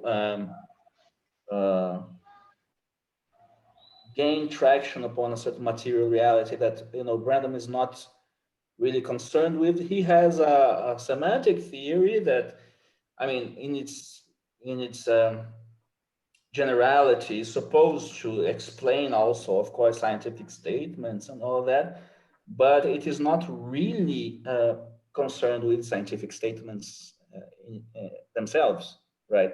Whereas Sellers puts the stress so much in scientific statements that there's this clash between images, and this is something that Wilson is not agreeing with, it seems, right? So yeah, there's this kind of, I mean, this is what I find striking, this, or I am an ordinary language philosopher that deals with the entities of the scientific image. You see, this is kind of the weird. No, for sure. In Wilson, you see, yeah. But I think that this is also like the really important thing that I thought that when I was presenting my project to you guys in the interview or whatever, like I thought it was like really important to highlight that, like, for Sellers, like both, you know, like the scientific image is the measure of all things, but for him, like, science is ultimately a normative endeavor. So like this idea of like the incompatibility between the two images is not even something that Sellers upholds in the first place, right? Like he doesn't really construes it that way. He talks more about like the sort of like the imbrication or like the conception of a human qua human through these questions, right? Like, but he's actually like sort of weirdly making the case for actually we should see like science as normative to understand the process of making scientific progress as embedded in our own agent. I don't know how to say this, but like agent-based thinking. Okay. Though I've come across a certain interpretation of this issue in Sellers that I find interesting, which is Danielle Macbeth's, and she says something like this scientific image is something that it's composed of entities that we gain access to inferentially. That's all there is to it. I mean, the difference. I mean, because you can't really have access to them observationally in the first place. You have access to them inferentially. So right there, also you have like a kind of an answer to Gabriel's first question, like, what about the RVE? The RVE is a reference that is guiding the investigation. Not really. It's kind of is the detection of a difference of behavior that makes you postulate something there that will explain the difference of behavior, right?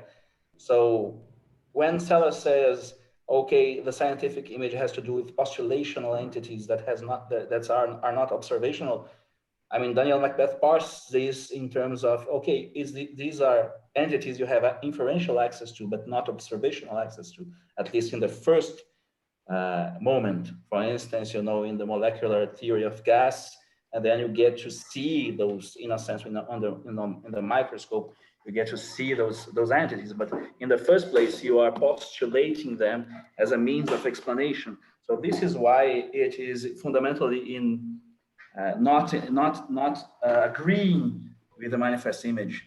So in a sense, I think this explains a lot, and in a sense also explains the clash, but also mitigates the clash. See, so it's not really like you have two worlds or two ontologies, and you know, we will be reduced to these weird things out there, things like that, right? So it's quite interesting, I think, that Danielle Macbeth's way of thinking about this. Well, we are very, very, very behind now because we of course lashed into big discussions. So I don't really know how to go on with this. What do you think, Pedro? Should we go to the lessons and try to sort of the lessons? Yes, because I mean we have a big discussion already about this, right? So there's this section about, you know, a dominant behavior. The dominant behavior is determined by certain descriptive opportunities, for instance, pinning the beam to two positions that are fixed. So this, in a sense, will produce a standing wave, and by this standing wave, you will understand the behavior of the traveling waves. All this physics 101 and everything, but parsing it in terms of heuristic strategy, which is interesting. Then what? Yeah, the dislocation. Yeah. Something about homogenization methods. I don't really understand the homogenization methods. This is something I wanted to study more, but there's some math there that I have to get into that I don't know about. So, but maybe, sorry, I wanted to say this, like maybe we can do the lessons, but I found like a bunch of notes that I had taken about homogenization that sort of deal with physics, because that was sort of like, it was sort of the idea that I would write a chapter about scale sensitivity around these things. So I don't know, maybe should we go into homogenization and leave the lessons for another day, or like, I don't know, what would be like a kind of. I don't know if we have another day. I mean, how are you? I mean, yeah, John already. I think John is supposed to present next week, so I don't know if we have this possibility to continue this next week. So maybe let's just go to the. A good question could be, why do you guys think fits better with Giannotti? Because since the last meetings on Giannotti, it could be expanded like to 2 meetings afterwards. So we could do like John, then go back to this, and then move Giannotti to the next one, like if you want. You see my point? Like leave John. There's also a meeting about Ludwig's. We were thinking about maybe doing Ludwig's in Giannotti's day, 3rd of May, and then doing Giannotti next week, because I don't think there's nothing scheduled. No, nothing scheduled. Yeah. Something. I mean, perhaps we could do something like this. Like we leave John next week. He's not here, so we can ask him if he wants to change. But if he doesn't, or if he's already prepared, after that, there's no schedule, just your meeting and then free. So we could like schedule 2 or 3 meetings in a row, like from Ludwig's, Giannotti, and continue this. Yeah, it will be a bit forced to directly connect this to Giannotti. I think Giannotti is a kind of thing of its own. I was just going to mention it today as a possible. Yeah, you see, like we have 70 slides, even, you know, time stretching we have here. So yeah, like future elaborations, you see the operational scheme, and the thing is to have like a linguistic approach of atomic logic, in a sense, from the interplay between Marx and Wittgenstein that Giannotti comes up with, which has its limits, of course, but I don't think they are fatal. I think Giannotti is an idiot because he actually didn't continue with that and published a book about Heidegger now. But I mean, I'm just saying, like, just writing him an email. Just like tell him to go back to what he was doing like 50 years ago or whatever. The guy is old, so I don't think he's interested in that. My point is just that, I mean, we could ask John if he was okay with postponing, but it seems to me that if we do next week the continuation of this, it would be better to kind of continue along the line and then go to Ludwig's and Giannotti, and then that would mean he would have to postpone like 3 or 4 weeks. So perhaps having him do his presentation and then doing a couple of meetings like more continuously, no matter how we parse the material out, like whatever you guys feel is best. But then it's more continuous and we don't have to postpone him like a month or so. Should we do the, okay, we can do this. John presents next week because it's already scheduled if he wants to, of course. And then we'll do how, as Gabriel says, but maybe today Pedro can show us the homogenization thing, because it's already the subject and it's more connected to the problem of Notal and all of that, in a sense. So we keep in this kind of area about scale, and then the lessons have more to do with language. We can do the lessons, and if there is time, we start Ludix and then go to Gianotti. What do you think, Pedro? Like in 2 or 3 meetings, I mean, contiguous. Yeah, no, I mean, I think it's good. I think that like the lessons, like I think it would be like a kind of a cool structure to finish this up with homogenization, and then figure out like how to, if you want to do like Gianotti first or Ludix first, but then to come back at the end with the lessons. Right, like, because I think that like maybe we'll have some sort of like. Yeah, that might work. Yeah, that might work. Yeah. Well, yeah, I like that structure. Yeah, that's good. So I think you will share something, right, Pedro? Then. Yeah. I'm just gonna talk about like some of the notes that I had, because we didn't really get to, like, I was just coming back to this because. Yeah, like as I was saying, I became really interested in checking out the original Tyranny of Scales text by Mark Wilson, which is in like I think it's like almost 10 years old at this point. It's like from the early 2010s, where he says like, so I'll just run through my notes here real quick, which he says that like a lot of the things that he takes about this homogenization theory is that there's a sort of like, instead of being a top-down approach or a bottom-up approach, is a kind of between scales point of view. And he says that this is very much in depth to renormalization, which is what I'll get into it, which is sort of like this idea in physics that it's that refers to the what allows for a dynamic system to be parsed at different scales, and this leads us to sort of like the idea of decoupling, which is which I take it to be like super important for a bunch of the sort of problems in naturalizing language and in, let's say, things as like agents. And these problems of the description of, like, for instance, like how to reconcile normativity with physicalism or with reductive accounts of science.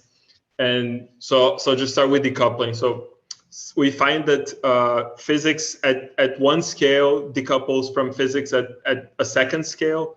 So when these two scales decouple, it means that they're autonomous. So they depend very, very little on each other. So if the physics change at the scale 1, it's very likely that the physics at scale 2 will remain unchanged. So this is sort of like the motivation between these how does he call it, the homogenization practices, right? Like by modeling like aspects or certain areas of like these, like for instance, when he talks about granite and gneiss, it's in very few areas that gneiss is let's say, like, they compromises the structure of the material. So he doesn't really have to model everything as gneiss, because like empirically they know which parts this reorganization of the structure happen. So I think that this is very much related in this idea, right? Like, so what that kind of means is that we don't have to know everything to do physics. We can study physics at the first scale while ignoring physics at the second scale. So the examples kind of vary between like fluid mechanics, that the subatomic structure is ignored. So the particle interactions are left out, and the fluids are studied as a continuum. And in nuclear physics, like things like protons are made of quarks and gluons, but you don't use, or maybe it's too difficult to use quarks and gluons to study these protons. but because of the physics at the level of protons decouples from the physics at the level of quarks, you can ignore the quark interactions. So like another example is like when you're looking at a ball, you sort of ignore many things to track the trajectory of this ball. So you don't really think about the structure of the ball or the like quantum gravity contributions and so on. It doesn't really matter what's happening at a different scale. Like the ball's not going to really change its trajectory very much. It's mostly autonomous. So like maybe the idea being that like because some scale decouples, we're able to define effective field theory. So a theory is effective when it's defined only over some scales, but breaks down, like gives bad results at other scales. So like I think that this is like a really interesting insight in thinking, like if we come back to like maybe like I think the first presentation that I participated, which was Renzo's, like in thinking about integrated information theory as the sort of like theory of how brains work, like, you know, it's like it's really complicated to reintegrate like a normative take on language with like a purely cognitivist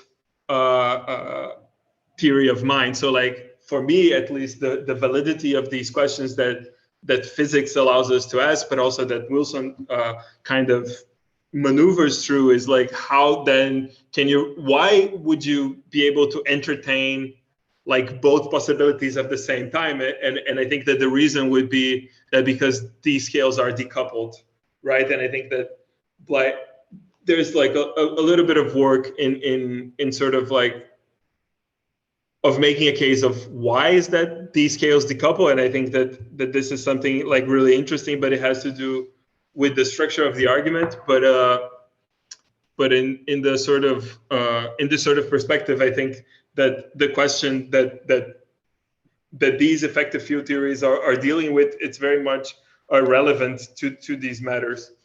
So like, so I have a bunch of notes about renormalization theory, but like it's really difficult to parse because, as JP said earlier, I also don't have the mathematical savvy to really like understand this. So I think this is really like just trying to figure out in like natural language terms, like how does it work?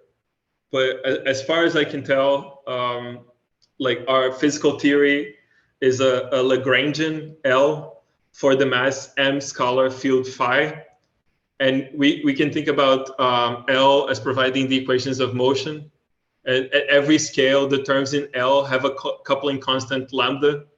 So L tells us most everything we need to know about physics at some scale, and the lambda determines how strong the interactions are at each scale.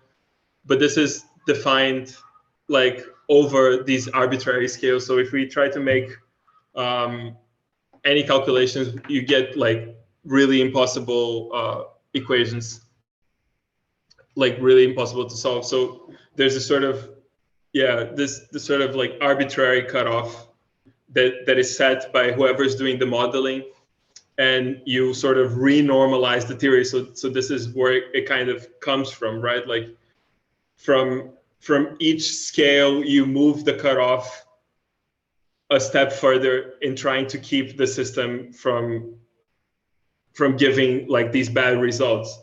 So this is sort of like how I understand it. But the reason for this, and I think that a lot of recent success in renormalization theory has come from the idea that like this allows us to sort of like keep the physics of our everyday world shielded from physics that we don't really understand yet, or that we don't know how these physics integrate in a continuum manner, or in a sort of like in explanatory continuity. So the idea is that like by doing these moves of homogenization, you get to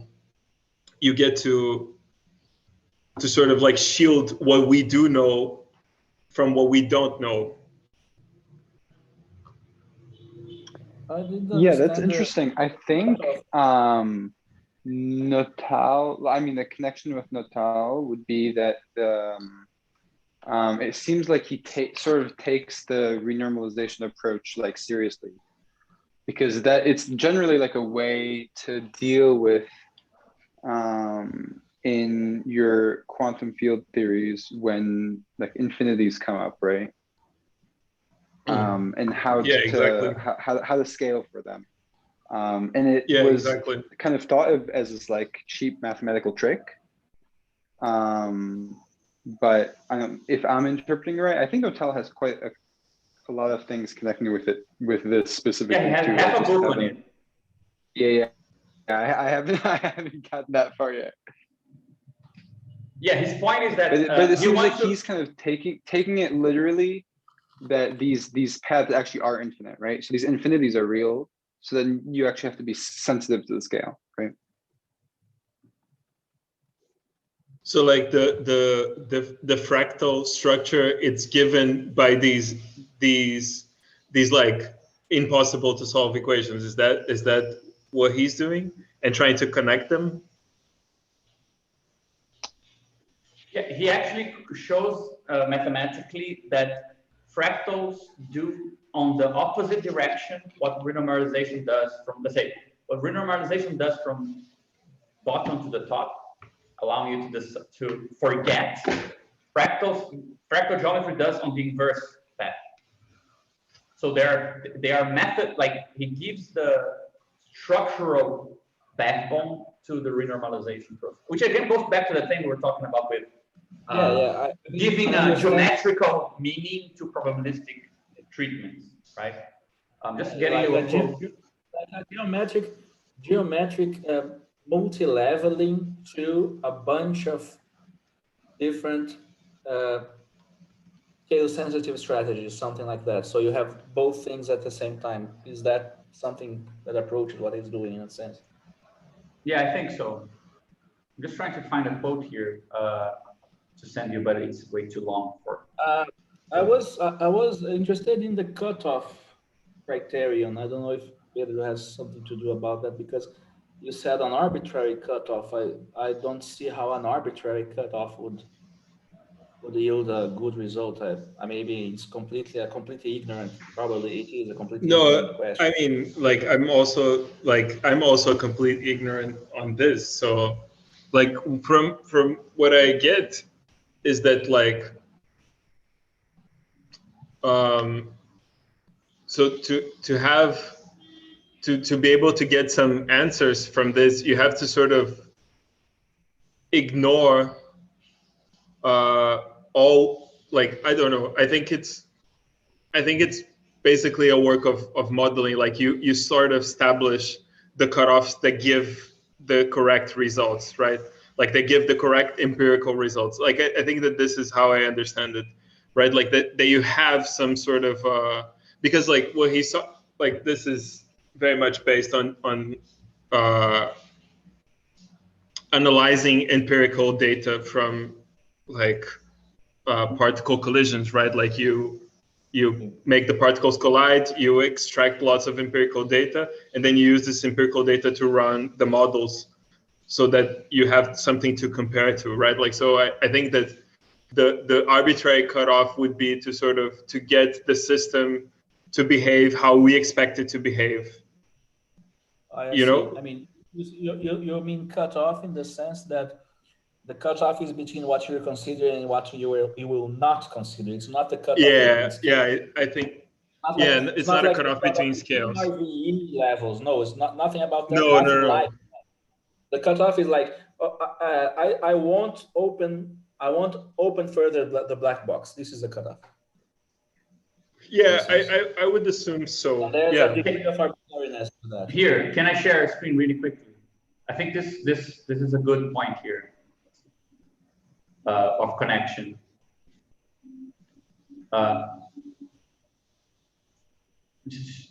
Yeah, he says that to talk like renormalization and this sort of mini scale of length approach is one of the best kind of skill dependent techniques in physics, right? Then he shows a connection between a renormalization group equation where this, I don't know how it calls, like small delta, right? is an anomalous dimension. He shows how this is connected with scale divergence. Like there's a direct kind of resonance between the two equations. So he says that this is a distinction between him and his approach and the renormalization approach. I think it's relevant. And I think it's a good point to also bring up a concrete problem that we have on politics. He says, renormalization group approach consists in describing a system at a small scale, for example, an ensemble of elementary quantum spins, then dilating the system by some scale factor and looking at the way the various quantities have changed. Up to the renormalization group transformation, one is brought back to the previous problem and may iterate the process. One may then reach scales very large with respect to the initial ones, in a logarithmic rather than linear way. But when going from one scale to the next, one usually replaces the information on the system by an average, so that it is impossible to come back to the smaller scale. In other words, there is no inverse transformation in the renormalization group. It's only a semi-group, right? On the other hand, fractals usually build from the larger scale to the smaller. One defines the generator and builds smaller and smaller structure by successive application of the generator after rescaling. So fractals may actually come as an inverse transformation for the renormalization group. And I mean, he goes a lot into this afterwards. But just to, I mean, this is a good quote from the book Fractal Space-Time and Microphysics towards a theory of scale relativity. It's like a whole chapter on the connection between the two approaches. That's really interesting. Just want to give GP like a better description, which is like this arbitrary cutoff. It's called a Wick rotation, which is a method to find a solution to a mathematical problem in a Minkowski space from a solution for a related problem in an Euclidean space by means of a transformation that substitutes an imaginary number variable for a real number variable. So I think that the sort of like arbitrariness comes from this substitution for like generating a way of making this substitution. Wait, what's this called again? Wick rotation. Okay, just gonna look it up. Wick rotation. Wick. I'll just write it down real quick. The reason why I said like John Wick. The reason why I said that this is actually, it would be nice to connect this to some other problem, is that, you know, in political economy, we have a similar issue, which you can find clearly in Marx, which is the moment that he changes the scale of analysis, he always introduces the idea of an average, like socially necessary labor time. Well, that's the average time a worker needs. And once you arrive at that, you can no longer see what, you can no longer come back, right? This sort of, again, there's this weird change from a sort of logical approach to a sort of average, like the mediation through averaging to arrive at a new level of description, right? This has led to, I mean, this is common because, for example, it's easy to describe very,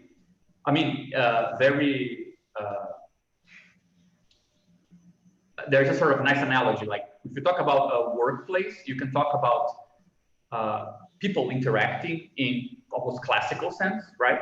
But when you talk about big movements of capital, you talk about probabilities, you talk about statistics, and very kind of sophisticated kind of recent Marxist ideas to describe average rate of profit, equalization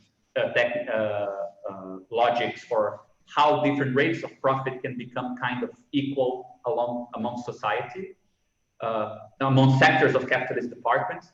They move to this probabilistic approach to show that you can, that's actually one that gets to capture the relevant determinations rather than this sort of deterministic approach that Marx seems to suggest, or that seems proper to describe lower levels of analysis, right?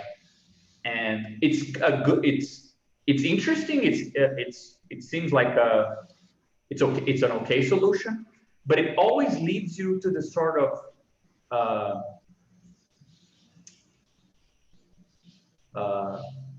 it makes you lose the sort of ground, right?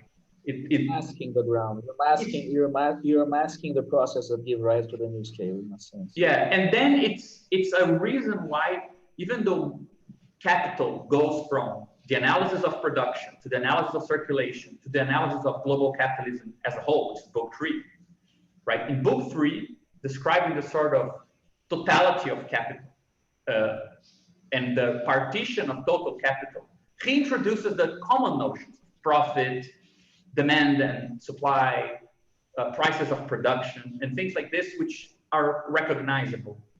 But you don't get to, it's kind of missing the explanation as to why on the daily life of people in capitalism, you don't get to describe, like if you want to give a global description of your place in the world, you describe the world with these categories, not the categories of value, labor, and so on. Like it's hard to make sense of them, even though they are the building blocks that allow you to have the logical description of this more probabilistic, like equilibrium dynamic things. It seems like there's a weird threshold where even though they're foundational, they lose their meaning.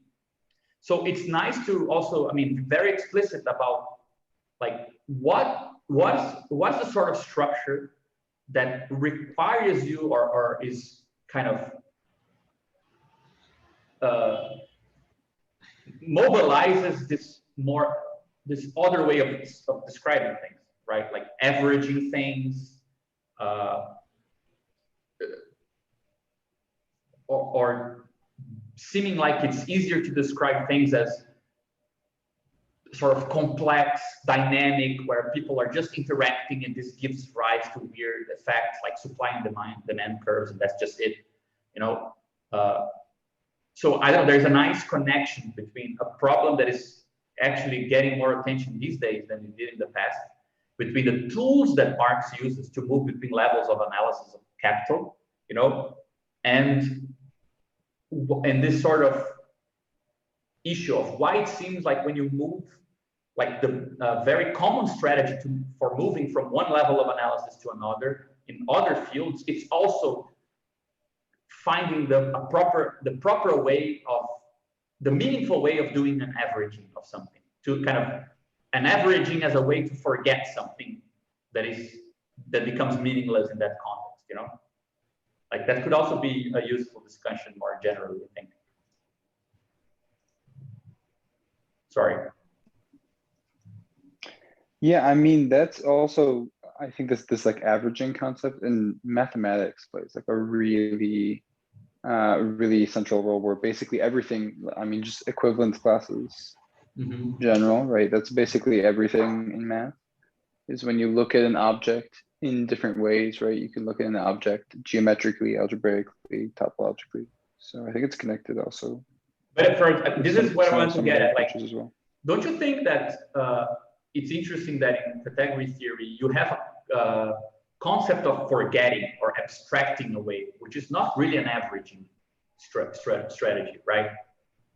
I mean, this sort of losing of information from the standpoint of a perspective, right? You build some object from the diagrammatic or the logical commutative properties that object is entangled with. Some things are no longer relevant, so you lose that information to gain consistency. But that's a strategy that usually requires you to make that move from, for example,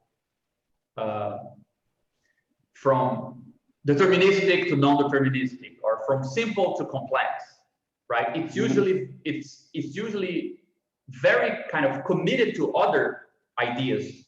It's not a pure idea, like it's not a separate operation on its own. It's usually like the effect of treating probabilistically something that you cannot really access, or it's not interesting to access it directly, right? So you get it kind of, you get the same sort of idea, but removed from all the added machinery. Yeah, exactly. It's like the idea of equivalence in any context or category, right? You knowing what does it mean for two things to be equivalent. It's like the same thing for this thing idea we keep harping on about, like the difference that makes a difference, right? Yeah. Yeah, and it's the same idea. The other part of that is anytime you forget information in category theory, there's probably like the notion of adjunction lying in the background, which is how you would complete the stuff that was lost, right? Yeah. So if you remember that simple example we were talking about way back, when we were talking about adjunctions, like if you have the natural numbers and you have a function that squares every natural number, obviously there's no inverse because there's not a square root of every, there's not a square root of everything that you could produce, right? No, just for the integers or real numbers, but yeah.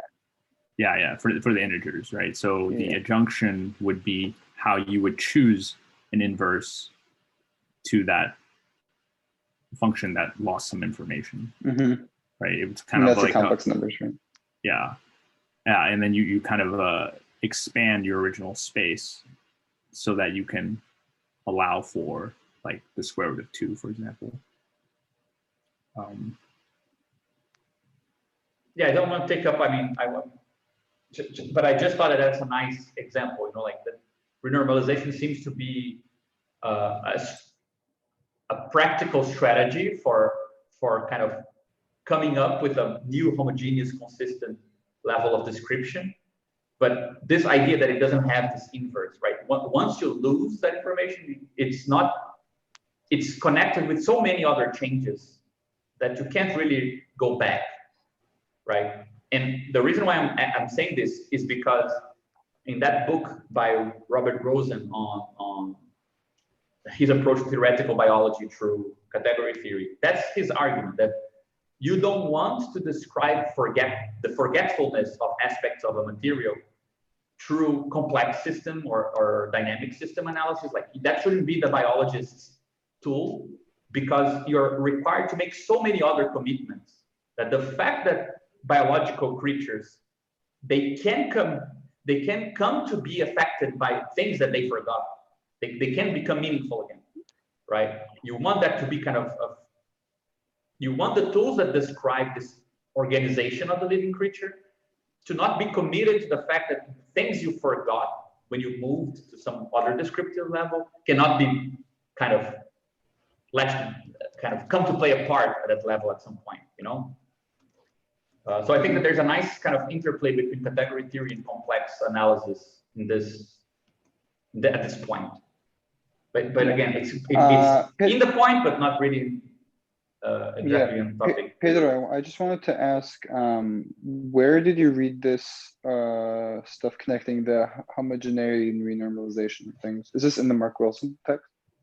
So it's a little bit in the original Tyranny of Scales article, but the physics stuff comes from a text that I can share later in the group, which is called Renormalization for Philosophers. Oh yeah, and John Baez's blog post. Oh, John Baez. Oh, nice. Okay. Oh, John Baez. Yes. Yeah, he's cool. He's very involved in category theory and stuff as well. Yeah. I mean, he's the one guy that is at a university that I know. Henry Flint discussed with. I remember his name from talking to Henry Flint, which is this maverick, really weirdo, basically philosopher. And John Baez is one guy that is actually talks to Flint, which is kind of a virtue. Yeah. That's a crazy connection. Yeah, maybe they know each other through Joan, of course. Yeah, Joan presented both. Yeah. No, because Flint. Yeah. No, let me get started with Flint. Let's tombe, whatever. But yeah. Go on, Pedro. Do you want to continue? No, that's pretty much it. Okay. Should we wrap it up? I don't know. I mean, this got in a sense unstructured. I mean, because we had like 70 different slides, but every single time we get caught in such discussions that anyway, but don't know, maybe we should go on as we talked before, like after John, you can talk about Ludwig's, and then I go to Gianotti, and then if we have time, we read these lessons, go back to this by the end of this arch, maybe. Yeah, I mean, yeah, I think that would be cool. Yeah. No, I mean, because I have a sort of intuitive sympathy for how Wilson describes homogenization, but it's one thing that I was unclear about is that there seems to be three things that move together.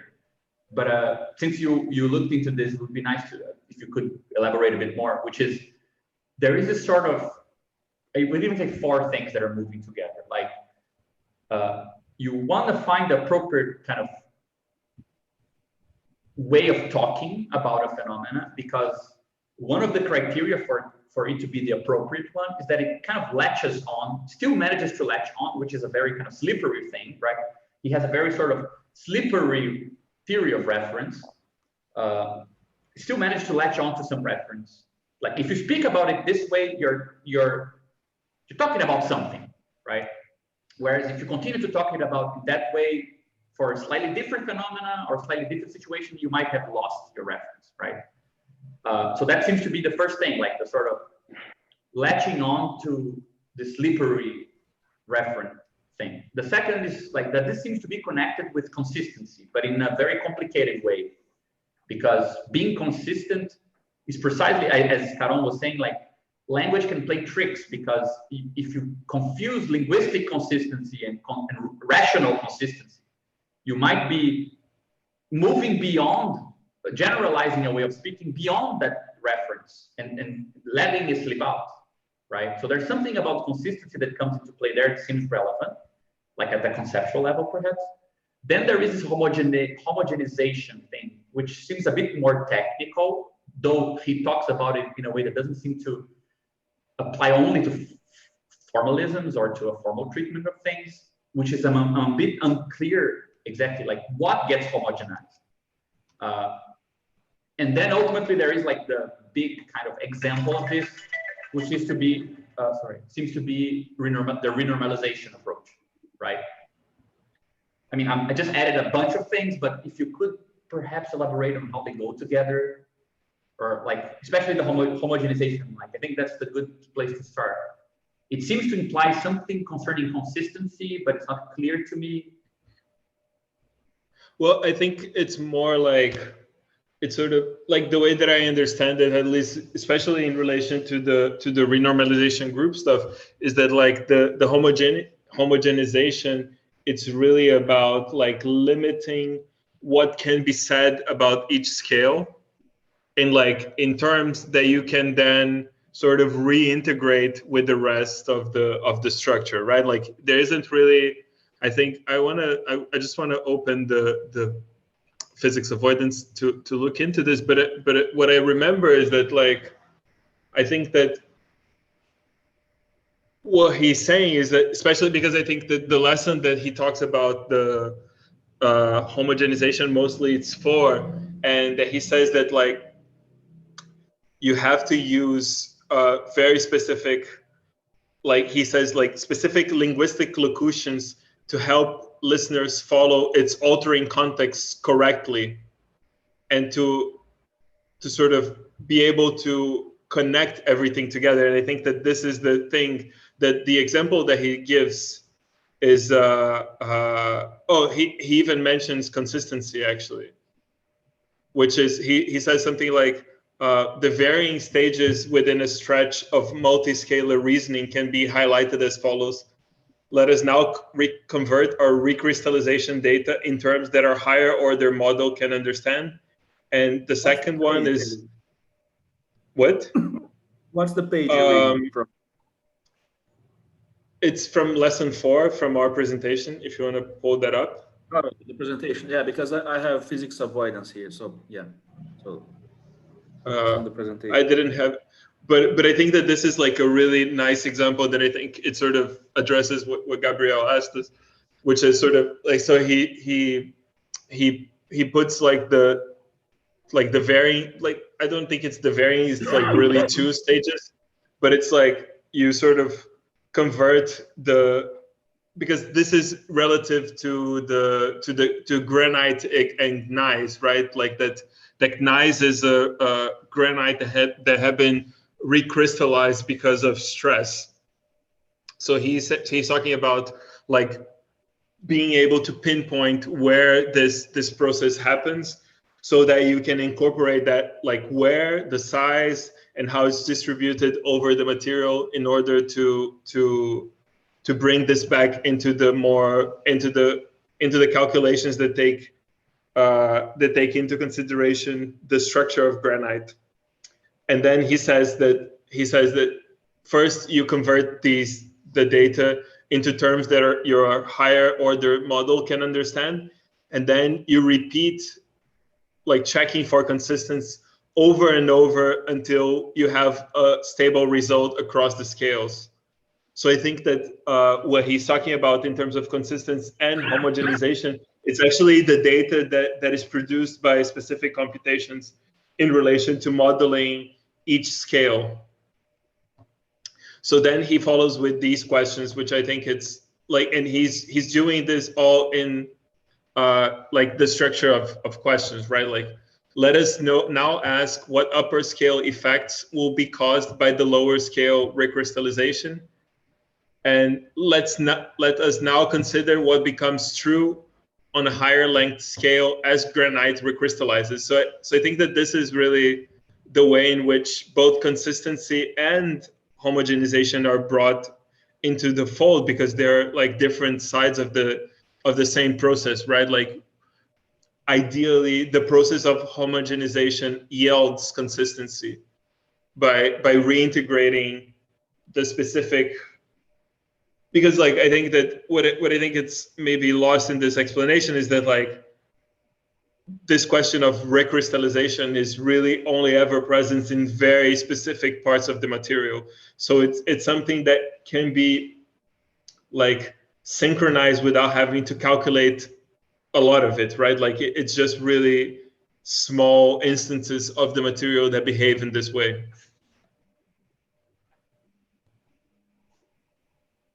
I think it's quite striking that he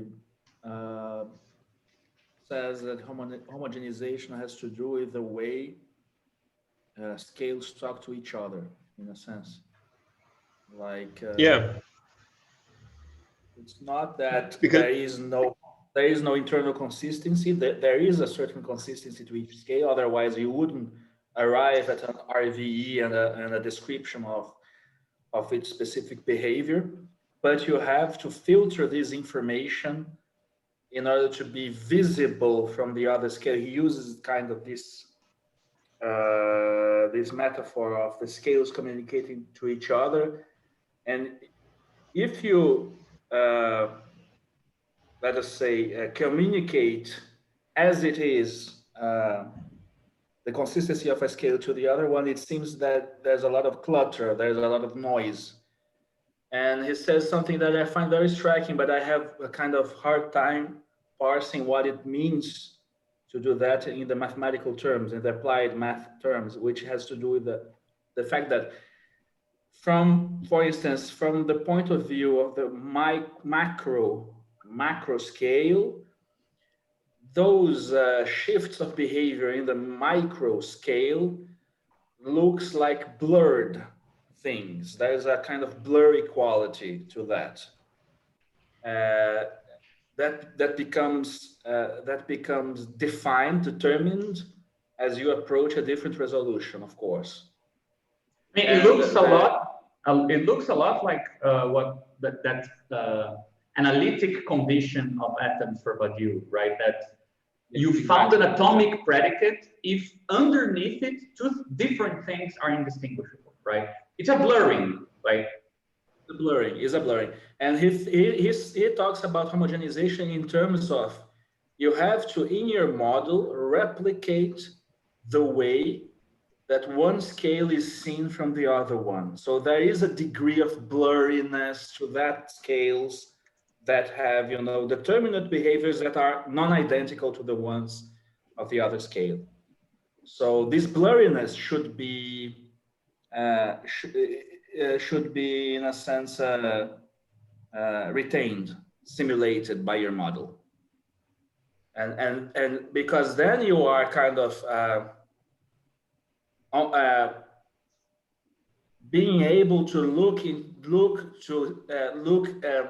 at your whole model from the point of view, from a certain point of view that you, this much I didn't understand quite well, because it seems there is a choice of scale. I'm not sure how this is done, but it seems there is a choice of scale from which you are, in a sense, looking the whole model, in a sense. So it's not simply to transfer the information that is present in the other scale to the one you chose as a criterion, but to reconstruct the view from that scale in terms of its fuzziness as well. Its fuzziness, its blurriness as well, in a sense, a degree, like a calculated degree of fuzziness, of blurriness, in a sense. So I think it's a quite interesting thing to think about, but I don't really know the specifics of how to do this. There's this blowing up issue, right?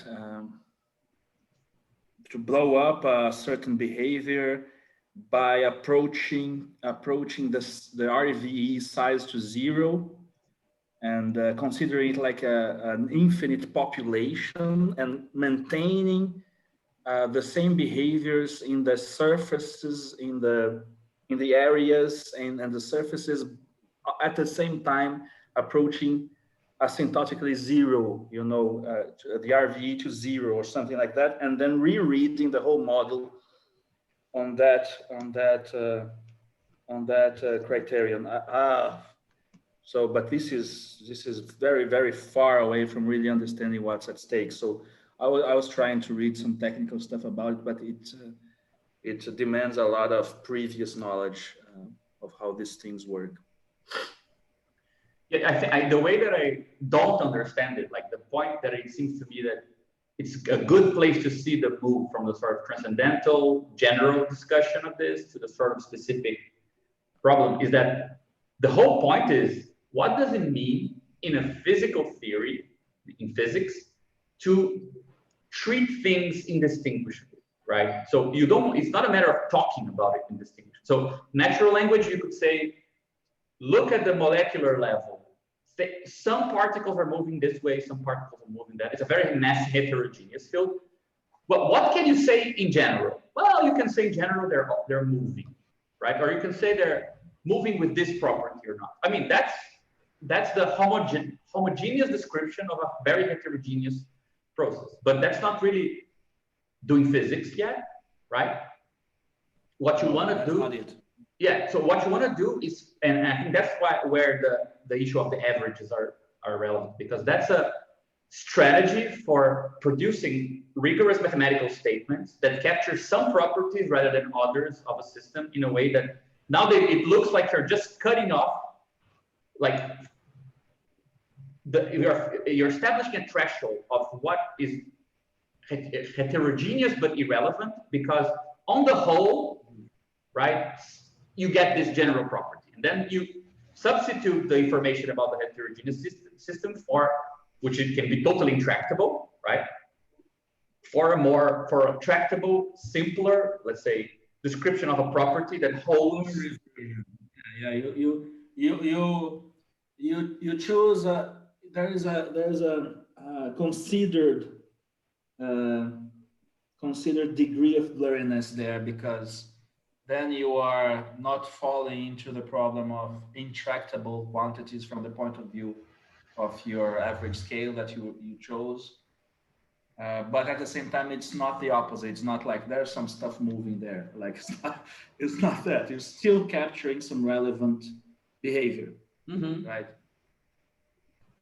And it seems to be like a trade-off between these two things. Not too much to the point that it becomes noise from the point of view your macro scale, but not too little to the point of being uninformative. Oh, there's a bunch of stuff there. Yeah, and I think that's how transcendentally we move from the analytic to the synthetic condition, because the synthetic condition says atoms shouldn't only make things indistinguishable or blurred between a certain threshold, but that blurriness needs to increase your implicative structure. For example, water is boiling. You can describe it analytically, very heterogeneously by talking about the very messy situation of water molecules, but you can't really entail much from that, right? Nothing follows from it necessarily, right? Depending on the sort of analysis you're doing. Whereas if you're talking about boiling water, which is, let's say,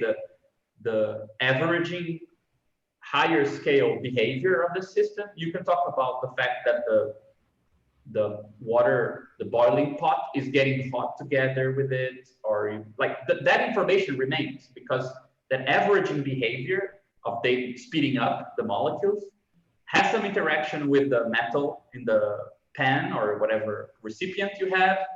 That has some effect, and so on and so forth, right? So you don't simply want to forget.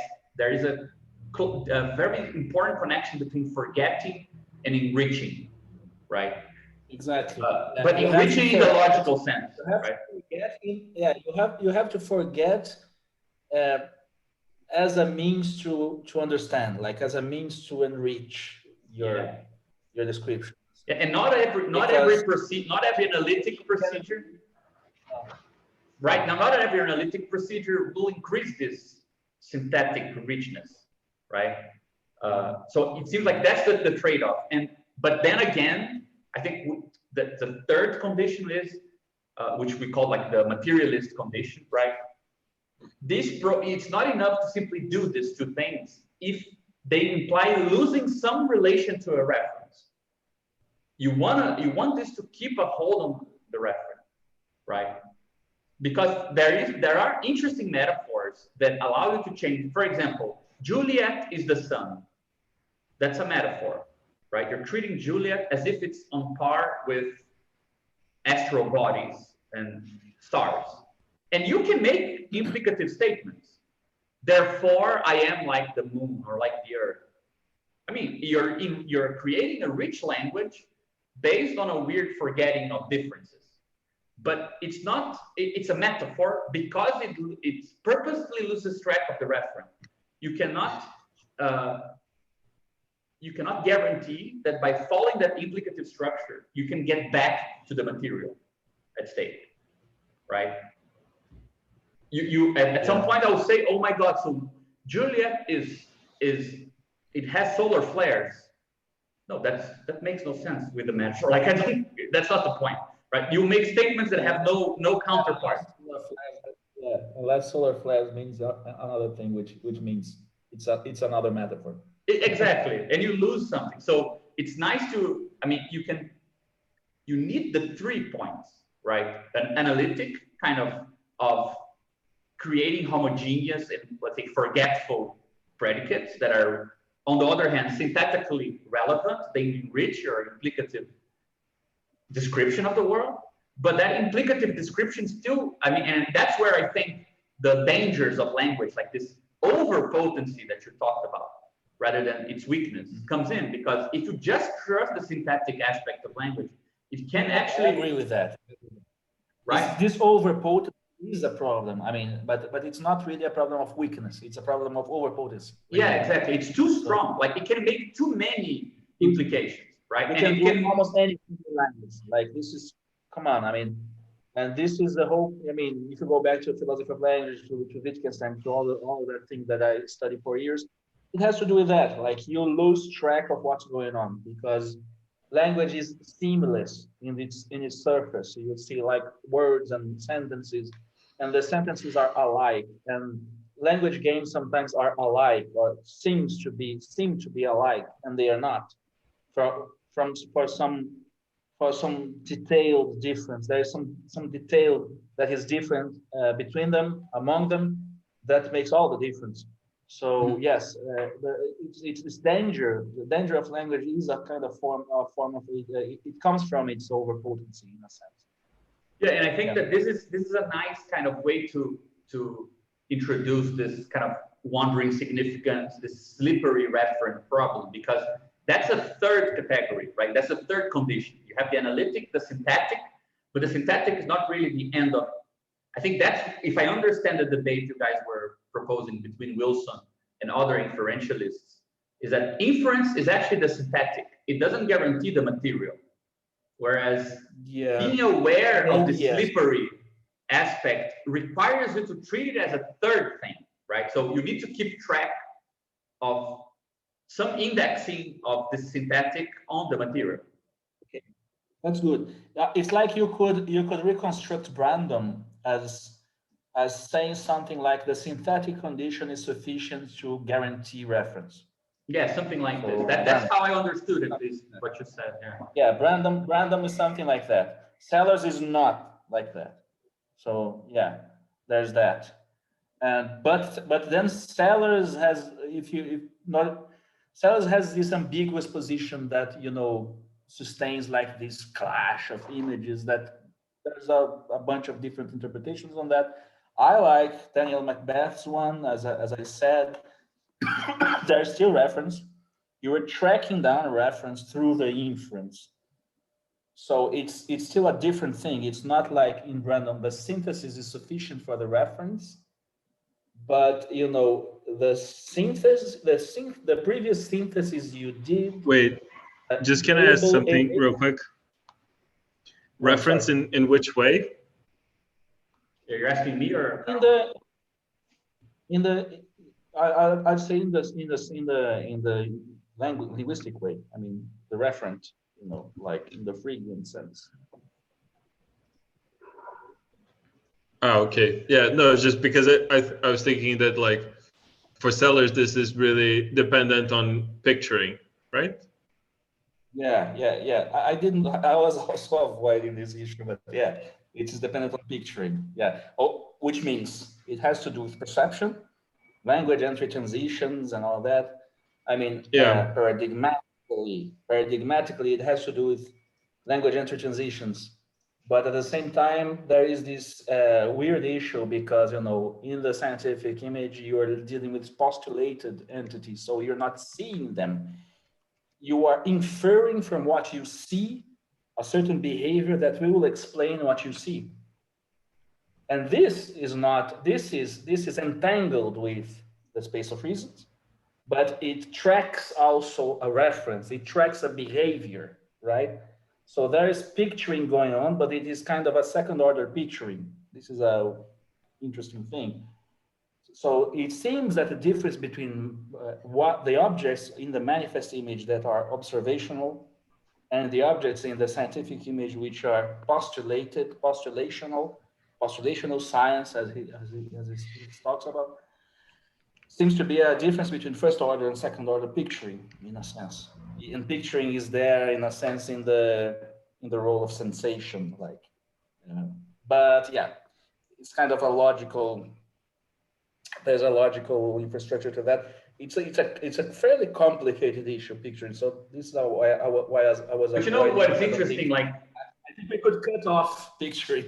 You know, just to understand. Yeah, I mean, I think that the reference. I mean, but you never uses that word, right? For him, postulated materialism just means that if you have syntactic powers from the perspective of some atomic logic, that you should be able to translate it through this transcendental functor thing back onto the parts of the world. So it's, let's say, the move from logic back to geometry, right? It's a move to the topology of the space kind of approach. And it has a lot to do with this. I mean, you could map this onto the Theorizing framework because picturing has to do also with a kind of topology of geometrical thing. You know, it's not. It's like it is also like a conversion process between a kind of isomorphism that is tracking down some natural object through another natural object, be it that can be a trace, it can be sound, whatever means you have that gets entangled in a logical space of reasons.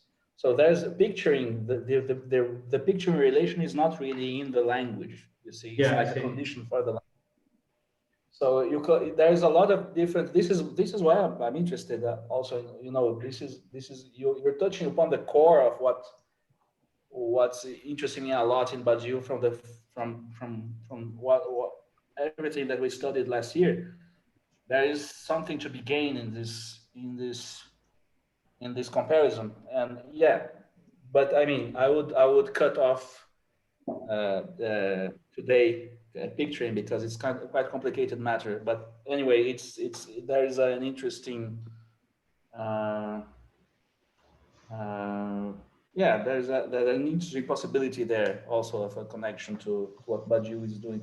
But it clarifies a lot for me, like the way you guys are presenting. It really helps. Yeah, but yeah, me too. It's something like this. For Brandon, a synthesis guarantees reference because you triangulate between, you know, the units doing the synthesis. Like the units doing the synthesis are, you know, the subjects that are part of the space of reason. If you are triangulating, like they are agreeing upon the synthesis they are doing, this is a sufficient condition for asserting that there's something there. But there's a quite weird thing that you don't have really a guarantee, a fine-grained guarantee that the referees of the terms that two people use in the Brandonian framework are really the same. They are functionally the same. For all relevant purposes, they are the same. It's like there's a cutoff right there, in a sense. It doesn't matter if they are the same or not. They are functionally the same. Whereas Sellers is not construing this like that. It has also a kind of language entry transition. And I'm using language entry transition in order to avoid the difference between, you know, the species of language entry transitions, one of which will be picturing, because I don't want to delve into that now, but because it's quite complicated. But, you know, you have a language entry transitions as a cognitive also requirement. You have to have that. So perception and sensation, and also surrogate perception, so to speak. Like you don't see the molecules, but you see the gas, and you postulate the molecules in order to explain the behavior of the gas. It's kind of a surrogate perception, so to speak, like a second order perception. I don't perceive what I'm postulating, but I postulate this in order to explain what I perceive. And Sellers is so radical to the point that this is going on introspectively as well. Like, I don't know what thoughts are for Sellers. I don't know ontologically what thoughts are, but I'm modeling my thoughts upon, you know, overt linguistic expressions. So I can ascribe to myself an intention, like a kind of finality to my actions. But this is not an ontological discourse of what thoughts are. I don't know what thoughts are. I will know with, you know, completed neuroscience or something like that, which is quite an interesting division of labor that's going on in Sellers' philosophy. I mean, Sellers is much more interesting than Brandon, in my opinion. But yeah. So should we think, if we're not going into picturing, should we? Yeah. Pedro? Yeah, we can wrap it up. Yeah. I think it's okay. It's good, guys. It was really clarifying. Like, it was really cool. We'll see what we do schedule-wise then in the group. So okay, we can talk about it there. Yeah. Okay. Great, guys. All right. Thank you. Bem, eu só tenho na experiência para falar português, tá? Tchau, tchau. Valeu. Valeu, gente. Beijo. Valeu, gente.